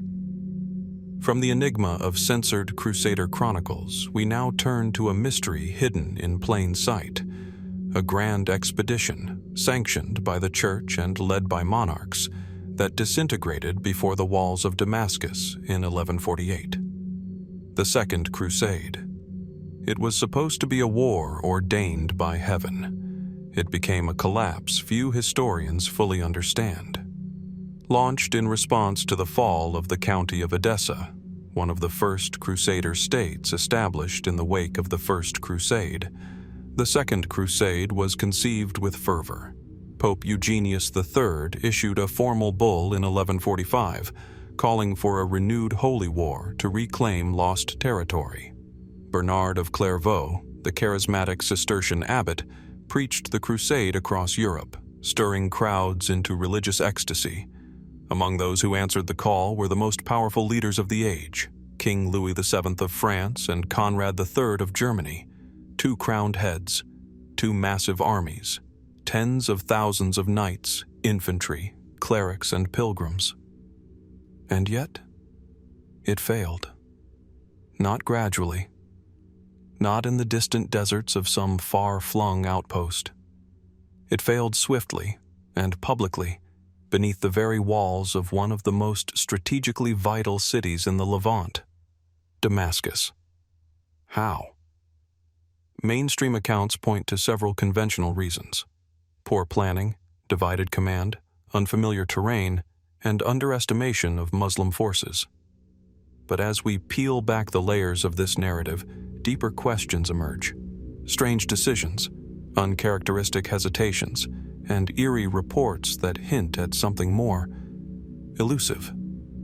Why, for instance, did the Crusader forces choose to attack Damascus at all?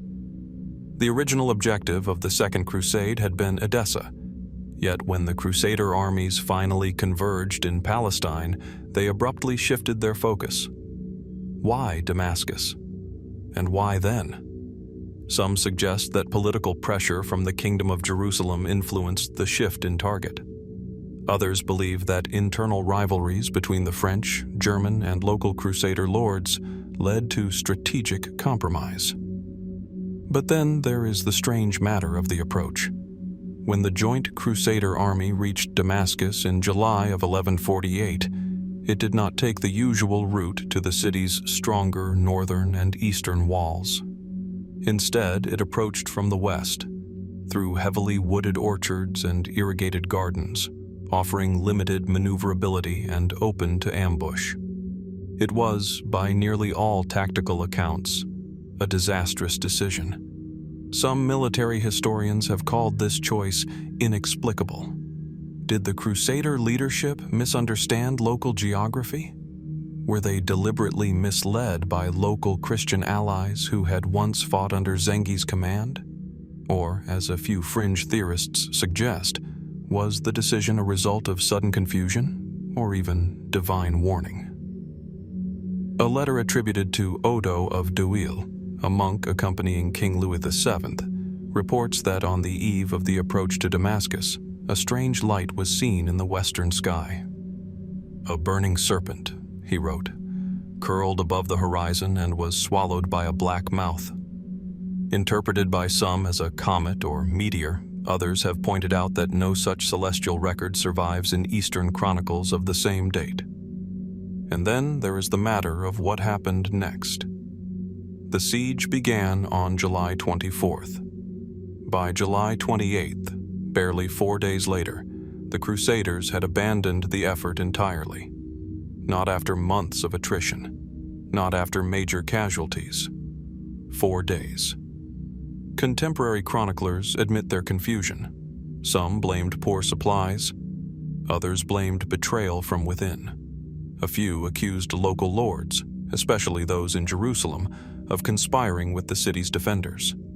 And then there's the troubling claim by the Muslim historian Ibn al-Qalanisi, who described seeing white-clad men standing atop the city walls before the siege began, figures he did not identify as Muslim or Crusader. Who were they? Visions, propaganda, or mercenaries from an unknown faction? Rumors of secret negotiations between certain Crusader leaders and the Muslim rulers of Damascus had circulated even before the siege began. Could these whispers have held truth? Did some Western leaders intend for the siege to fail? Perhaps to protect trade relationships, or to prevent one of their rivals from gaining too much territory? A parchment discovered in the early 20th century at the monastery of St. Theodosius outside Bethlehem adds a curious detail. It records a brief, unsigned note dated shortly after the failed siege. The hand was stayed, not by man, not by blade. It is not ours to take. What does that mean? Was there a spiritual crisis at the heart of the Second Crusade? Some modern scholars suggest that by the mid-12th century, the zeal that had driven the First Crusade was already waning. Others point to internal divisions, the corrupting effects of wealth among Crusader states, or the increasingly transactional nature of the campaigns. But more mysterious still is what followed. After the failure at Damascus, there was no formal reckoning, no inquest, no punishment. The Second Crusade simply dissolved. Louis VII returned to France, Conrad III to Germany. The Latin states in the East licked their wounds, and the Church, for a time, fell silent. Why was the failure not more scandalous? Why were key events of the siege so vaguely recorded? And what happened to the men who pushed for the attack and then suddenly vanished from the record? Even Bernard of Clairvaux, the spiritual force behind the Crusade, fell into an uncharacteristic silence in its aftermath. In his later writings, he laments the failure, calling it a chastisement from God, but avoids naming names or assigning blame. It's as though even he knew, and chose not to say. And so we are left with a puzzle, a campaign of unprecedented royal power, blessed by the Church, that collapsed not from bloodshed, but from confusion, miscommunication, or something else entirely. Could there have been secret negotiations we'll never uncover? Did Crusader leaders lose faith at the last moment, or see something that changed their minds? Were they warned? Were they manipulated? Or were they simply human, fallible, frightened, and overwhelmed by the enormity of what they faced? The Second Crusade left no relics, no triumphs, no heroes, only shadows. And in those shadows, the unanswered questions remain. What truly happened before the gates of Damascus, and what might still lie buried beneath the orchards where empires once collided and then turned away. Beneath the flagstones of the Church of the Holy Sepulchre in Jerusalem, a draught stirs in a forgotten chamber, cool, stale air rising from cracks in the stone. Torchlight flickers against damp walls carved with faded sigils, crosses, wheels, stars. Some bear Latin inscriptions, others the markings of obscure monastic hands. In this sacred place, amid relics and reverence, whispers of power once moved not in sermons, but in silence.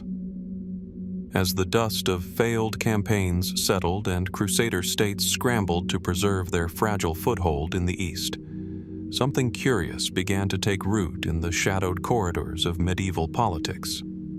It wasn't a new army. It wasn't a king's decree. It was an idea, subtle, concealed, and dangerous. The idea that power need not always speak to be heard.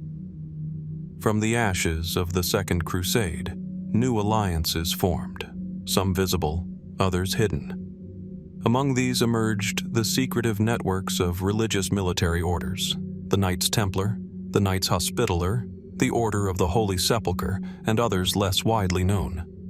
They were publicly pious, martially disciplined, and seemingly loyal to Rome and the Cross. But within their rising prestige, many believe, lay the foundations of a parallel power structure, one that operated beneath the surface of traditional Crusader governance. The evidence begins with architecture. Beneath the Temple Mount, in what was once the Al-Aqsa Mosque, and would become the Templar headquarters, strange tunnels were excavated, extending deeper and further than strictly necessary for lodging or defense. Were these passages used for storing relics, for sheltering pilgrims, or for rituals unknown to the public eye? French chroniclers of the 12th century noted that the Templars withdrew at odd hours into these subterranean vaults. Their gatherings closed even to fellow knights. These meetings, never officially recorded, gave rise to rumors. Rituals of initiation, coded language, and sacred objects guarded with an intensity that seemed to transcend even religious zeal. But why the secrecy? And to what end? On the surface, the Templars functioned as elite shock troops and protectors of Christian pilgrims. Yet over the decades, their wealth and influence exploded. By the mid-13th century, they held castles from Portugal to Palestine, minted their own currency, and were granted exemption from taxes and local laws by papal decree. Even kings found themselves indebted, financially and politically, to the Templar network. Similarly, the Hospitallers, originally founded as a monastic hospital order, evolved into a powerful military force with their own fleet, diplomatic clout, and territories. By the time of the Third Crusade, they acted as an independent player, offering aid or resistance depending not on loyalty to monarchs, but on interests that remain unclear. Was it merely pragmatism, or something more organized? Some historians argue that the rise of these orders was simply a natural response to the chaos of Crusader politics, a way to maintain stability through religiously sanctioned discipline. Others suggest something more calculated, that behind the outward appearance of knightly virtue lay a labyrinth of coded communications, secret oaths, and spiritual doctrines far removed from mainstream Christianity. Documents from the Vatican archives, many still classified, refer to a Council of Nine operating within Templar ranks. No names are listed, no locations, just cryptic references to decisions in tenebris, decisions in darkness. More speculative interpretations point to alliances between these Western orders and Eastern esoteric groups. Contact between the Templars and the Nizari Ismailis, commonly known as the Assassins, has been suggested by several Arab chroniclers. Though enemies in doctrine, some claim they reached understandings in practice. Could it be that secret societies from both sides of the religious divide found common cause in methods of secrecy, initiation, and selective violence? Even Saladin's chroniclers mention peculiar moments of unexpected mercy from the Knights Templar, refusals to execute captured Muslims, or strange truces negotiated without the approval of Crusader kings. Were these mere acts of Christian charity, or signs of hidden channels of communication? There is also the question of the Templars' archives. When the order was officially disbanded in 1312 by Pope Clement V, under pressure from the French crown, many of their libraries and records simply vanished. The papal bull Vox in Excelso declared their dissolution, but made no mention of where their internal correspondences, coded missives, or ritual texts were sent. Some were likely destroyed, others perhaps hidden. In 2002, during renovation work beneath the ruins of the Crusader fortress at Château Pèlerin in present-day Palestine, archaeologists uncovered a sealed stone niche containing charred fragments of parchment. Among the legible symbols was a wheel intersected by a sword, a design not found in standard Crusader iconography.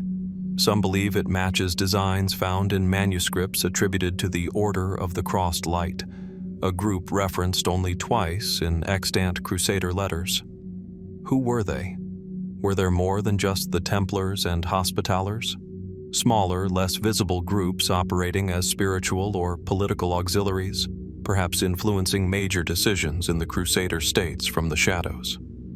The lines between politics, religion, and covert power in the Crusades are notoriously hard to draw. Yet, time and again, we encounter patterns. Closed-door meetings, inexplicable shifts in Crusader strategy, and the rise of factions whose motivations remain elusive. Were these orders merely tools of the Church? Or were they something else entirely? A proto-intelligence network, a system of alternative authority operating beneath the visible institutions of kings and bishops? And how far did their influence reach? Could decisions like the sudden retreat at Damascus, the unexpected evacuation of fortresses, or the abandonment of entire regions have been orchestrated not by battlefield circumstance, but by silent deliberations behind monastic walls? Or are we projecting modern paranoia onto a world that operated by different codes entirely? The truth, as always, is veiled. The Crusader states fell not in a blaze of decisive battle, but through gradual erosion, military, political, spiritual. And within that decline, we find silence where we should find records. We find symbols where we should find explanations. And so we are left to wonder, who truly held the reins of power in the Holy Land? Were kings merely figureheads? Were church decrees shaped by unseen hands? And what might still lie buried in the sealed vaults, sunken castles, and forgotten passageways beneath the cities we now walk, unaware? What secrets did the orders carry with them into exile, suppression, or transformation? High above the coastal plain of northern Palestine, the great citadel of Belvoir sits in solemn silence. Its black basalt walls are worn smooth by wind and time, standing like a fossilized memory of conquest and conviction. The sun casts long shadows across its symmetrical interior, geometric in its design, too precise, some say, to be purely functional. And along its inner corridors, if one looks closely, the stone begins to speak in symbols. Symbols most visitors pass without noticing. An etched 8-pointed star, subtly different from the standard Crusader cross. A spiral carved beneath a window arch. Strange intersecting circles tucked into the masonry of a chapel wall, where no decoration is recorded in the construction plans. What purpose could these serve? Who carved them, and why? The study of Crusader castles has long focused on their strategic brilliance. These were not merely fortresses. They were statements of permanence. From Croc des Chevaliers in modern-day Syria to Montfort and Belvoir in Palestine, these stone giants projected power and divine mission. Their construction often followed the logic of defense and dominance: outer curtain walls, arrow slits, concentric enclosures. But when one begins to examine the smaller details, the marks carved into hidden corners, the sigils buried in thresholds, the patterns only visible in certain light, another layer emerges, one less easily explained. In 2018, a team of French archaeologists conducting laser scans of Château Pèlerin, a vast coastal fortress long attributed to the Templars, found a series of marks previously invisible to the naked eye.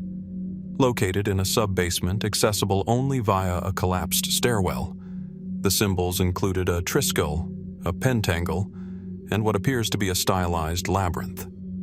None of these are part of standard Christian iconography. None are referenced in official Templar records.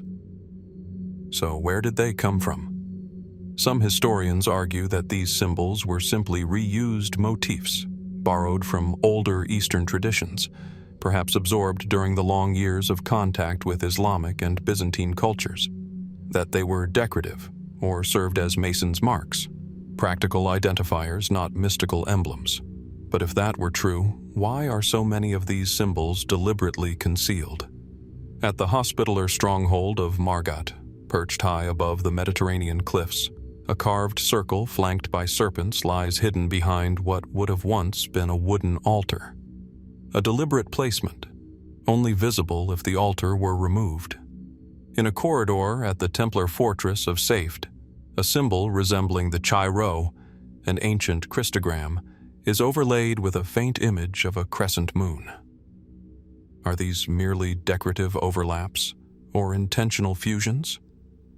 One of the more intriguing finds came in 2009, when restoration efforts at the ruins of Montfort Castle revealed a carved rose window fragment buried in rubble. At first glance, it appeared to be an ordinary piece of Gothic architecture, but closer inspection revealed a double ring of petaled symbols, not of saints or biblical motifs, but alchemical glyphs, the sign for Mercury, for fire, and for dissolution. These signs were not widely used in European texts until the 14th century, long after Montfort had been abandoned. How did they get there?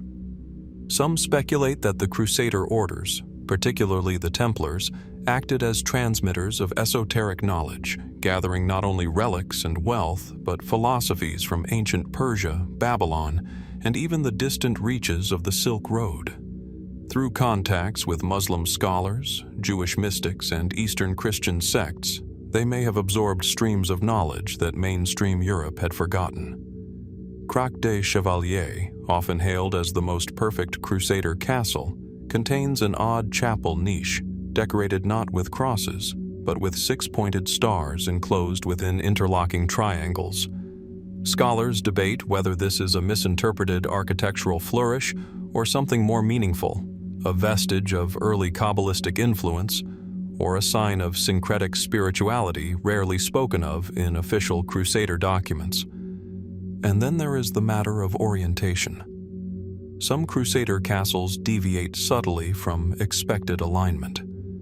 Rather than orienting entirely toward the Holy Sepulchre in Jerusalem or facing east in traditional Christian fashion, several sites, Belvoir among them, align partially with celestial events. The inner gate of Belvoir Castle, for example, receives the sunrise directly during the summer solstice. A coincidence? Or was the fortress a functional calendar, echoing older, pre-Christian ritual structures? The possibility that some Crusader architects were not merely warriors or monks, but initiates of older knowledge systems, has long been relegated to fringe theory. And yet, the recurrence of ancient, non-Christian symbols, hidden, never advertised, invites questions. Were these carvings expressions of secret beliefs? Were they meant as protection, as warnings? In the crumbling cloister at Tortosa, near the modern city of Tartus, a visitor once noted a symbol scratched faintly into the wall, two intersecting axes above a crescent shape. Beneath it, in Latin, the words, "Non omnis mors finit," not all death ends. No context, no attribution. Could it be a coded message? A burial marker? A forgotten rite? We may never know. Despite the immense historical interest in Crusader fortifications, many of their lesser-known elements remain unstudied. Political instability, looting, and the passage of time have eroded much of what might have been recorded. What remains is silent stone, and the symbols carved into it. And it is the silence that most haunts. Why were these marks not recorded? Why do Crusader chronicles, often meticulous in their detail, say nothing of these carvings? Were they so commonplace as to be unremarkable, or so secret as to be forbidden? If we follow these symbols through the landscape of Crusader sites, from the shores of Acre to the towers of Kerak, we begin to sense a pattern, a language without words, a story without text. Is it a story of spiritual yearning, hidden beneath the official doctrines of Rome, or is it something darker? We are left, as always, with fragments, a line here, a carving there. Clues left not for us, perhaps, but for those who already understood. And so we ask, what knowledge did the Crusaders carry back with them, hidden in the designs of their fortresses? Were these merely military strongholds, or were they vaults, holding not gold, but meaning? What remains hidden in the walls, under the dust, behind the symbols we still do not fully understand? The midday sun casts jagged shadows across the broken stones of Chateau Pèlerin. Once a formidable Templar fortress on the windswept coast of Palestine, its ruined foundations still command the shoreline, as if watching for ships that will never return. The waves crash against the rocks below, echoing through arched passageways that have not known footsteps in centuries. But it is not just what was built here that draws attention. It is how it was built, and why. Carved into the very geometry of these stone structures, scholars are now asking, could there be messages, mathematical codes, or sacred alignments, intended only for the initiated? At first glance, Crusader architecture seems functional. Defensive walls, reinforced towers, parapets, cisterns, every stone placed with military purpose. But as researchers began mapping these sites in finer detail, strange irregularities appeared. Dimensions that aligned not only with local geography, but with principles known to ancient architects long before the Crusades ever began. Take the formidable Crac des Chevaliers. Considered the finest surviving example of Crusader military architecture, its walls appear simple, almost austere from a distance. Yet, when measured precisely, certain chambers reveal consistent ratios that correspond with what Renaissance thinkers later called the golden mean, a proportion revered for its beauty and balance, but also said to carry mystical significance. The golden ratio is not a concept commonly associated with medieval fortress design. So how did it appear here? And Crac is not alone. At Belvoir Castle, in the hills overlooking the Jordan Valley, the inner courtyard is laid out in a near-perfect square, its measurements suggesting deliberate use of sacred geometry. The outer and inner walls do not just defend, they mirror one another like nested shapes in a mandala. To some, this is coincidence. To others, a form of hidden knowledge encoded in stone. Did the Crusaders inherit architectural techniques from Byzantine or Islamic traditions? Cultures steeped in geometry, astronomy, and architectural precision? Or were some among them schooled in even older practices, perhaps passed down in secrecy? We know that both the Templars and Hospitallers employed master builders, some of whom were neither clerics nor knights but artisans trained in cathedral construction back in Europe. These builders carried more than chisels and plans. They carried traditions. And some of those traditions, particularly those tied to Gothic design, included numerology, astronomical alignment, and geometric encoding. One example, the recurring use of octagonal rooms and towers. Octagons were rare in Western European fortresses of the time, yet appear frequently in Crusader architecture, most notably in the Dome of the Rock, which the Crusaders converted into a church during their occupation of Jerusalem. They saw this structure as sacred, perhaps not only for its religious history, but for the shape itself. Why octagons? In both Christian and Islamic mysticism, the number 8 symbolizes resurrection and transition, the space between the earthly and the divine. Octagons often appeared in baptisteries, places of transformation. Could their repetition in military architecture be symbolic as well? Were these castles simply fortresses or sacred spaces in disguise? Then there is the matter of orientation. Several Crusader churches, such as the one found at Sebastia, are aligned not toward traditional eastward axes, but toward specific sunrise points, many of which coincide with equinoxes or solstices. This would be expected in Neolithic or Roman temples, but not in supposedly Orthodox Christian structures built during a time of fervent religious conflict. Were the architects intentionally blending old and new, sacred and strategic? Some researchers, like the late Dr. Jean Morlaix, have suggested that Crusader buildings functioned as resonant chambers, designed not only for human defense, but for acoustic or energetic properties. His measurements at Tortosa revealed that sound carried unnaturally well in certain vaults, while some chambers exhibited unusually high magnetic readings. Could this be mere coincidence, or did builders embed hidden knowledge into the very stone? There is also the curious case of floor mosaics. At the Crusader Church of Abu Ghosh, formerly a Templar compound, an incomplete floor mosaic was uncovered during 20th century renovations. Beneath layers of debris and lime, the mosaic revealed a circle within a square, flanked by a series of geometric vines. Aesthetically pleasing, yes, but also eerily reminiscent of esoteric diagrams used in medieval Kabbalah and early alchemical manuscripts. Was it a symbolic design, a meditative map, or something else entirely? To complicate matters further, several Crusader sites in Palestine contain foundations that predate the Crusades themselves. At times, Crusader builders repurposed Roman, Byzantine, or even earlier Canaanite structures. This layering of architecture, stone upon stone, culture upon culture, creates a palimpsest. And within that palimpsest, some believe, lie hidden codes. The most controversial theory suggests that certain Crusader architects embedded maps into the designs of their fortresses. Not maps of land, but of the heavens. Star alignments, celestial pathways. The Templar commandery at Arsur, for example, includes a chapel with 3 narrow windows that, once a year, align with the belt stars of Orion, an arrangement mirrored in the layout of some Egyptian pyramids. Was this deliberate? If so, what did it mean?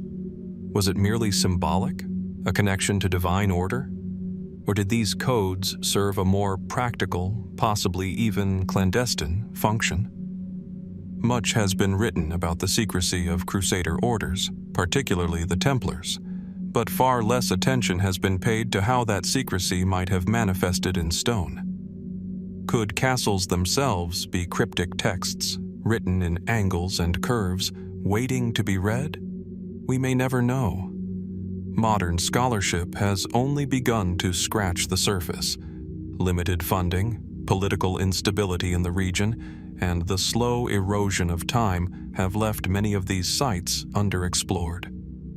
What lies beneath the rubble of half-collapsed towers or beneath chapel floors that have not been lifted in centuries? What was hidden there? And more provocatively, what was meant to be hidden? As we move deeper into the mystery of the Crusades, not only as military expeditions, but as movements filled with unseen beliefs, esoteric traditions, and architectural riddles, we begin to see the landscape itself differently. Castles become messages. Walls become whispers. Geometry becomes language. So we are left to wonder, what were these knights truly building? Were they fortresses of faith and conquest alone? Or monuments to forgotten wisdom, What codes still lie embedded in mortar and stone, waiting for someone, centuries later, to finally see them?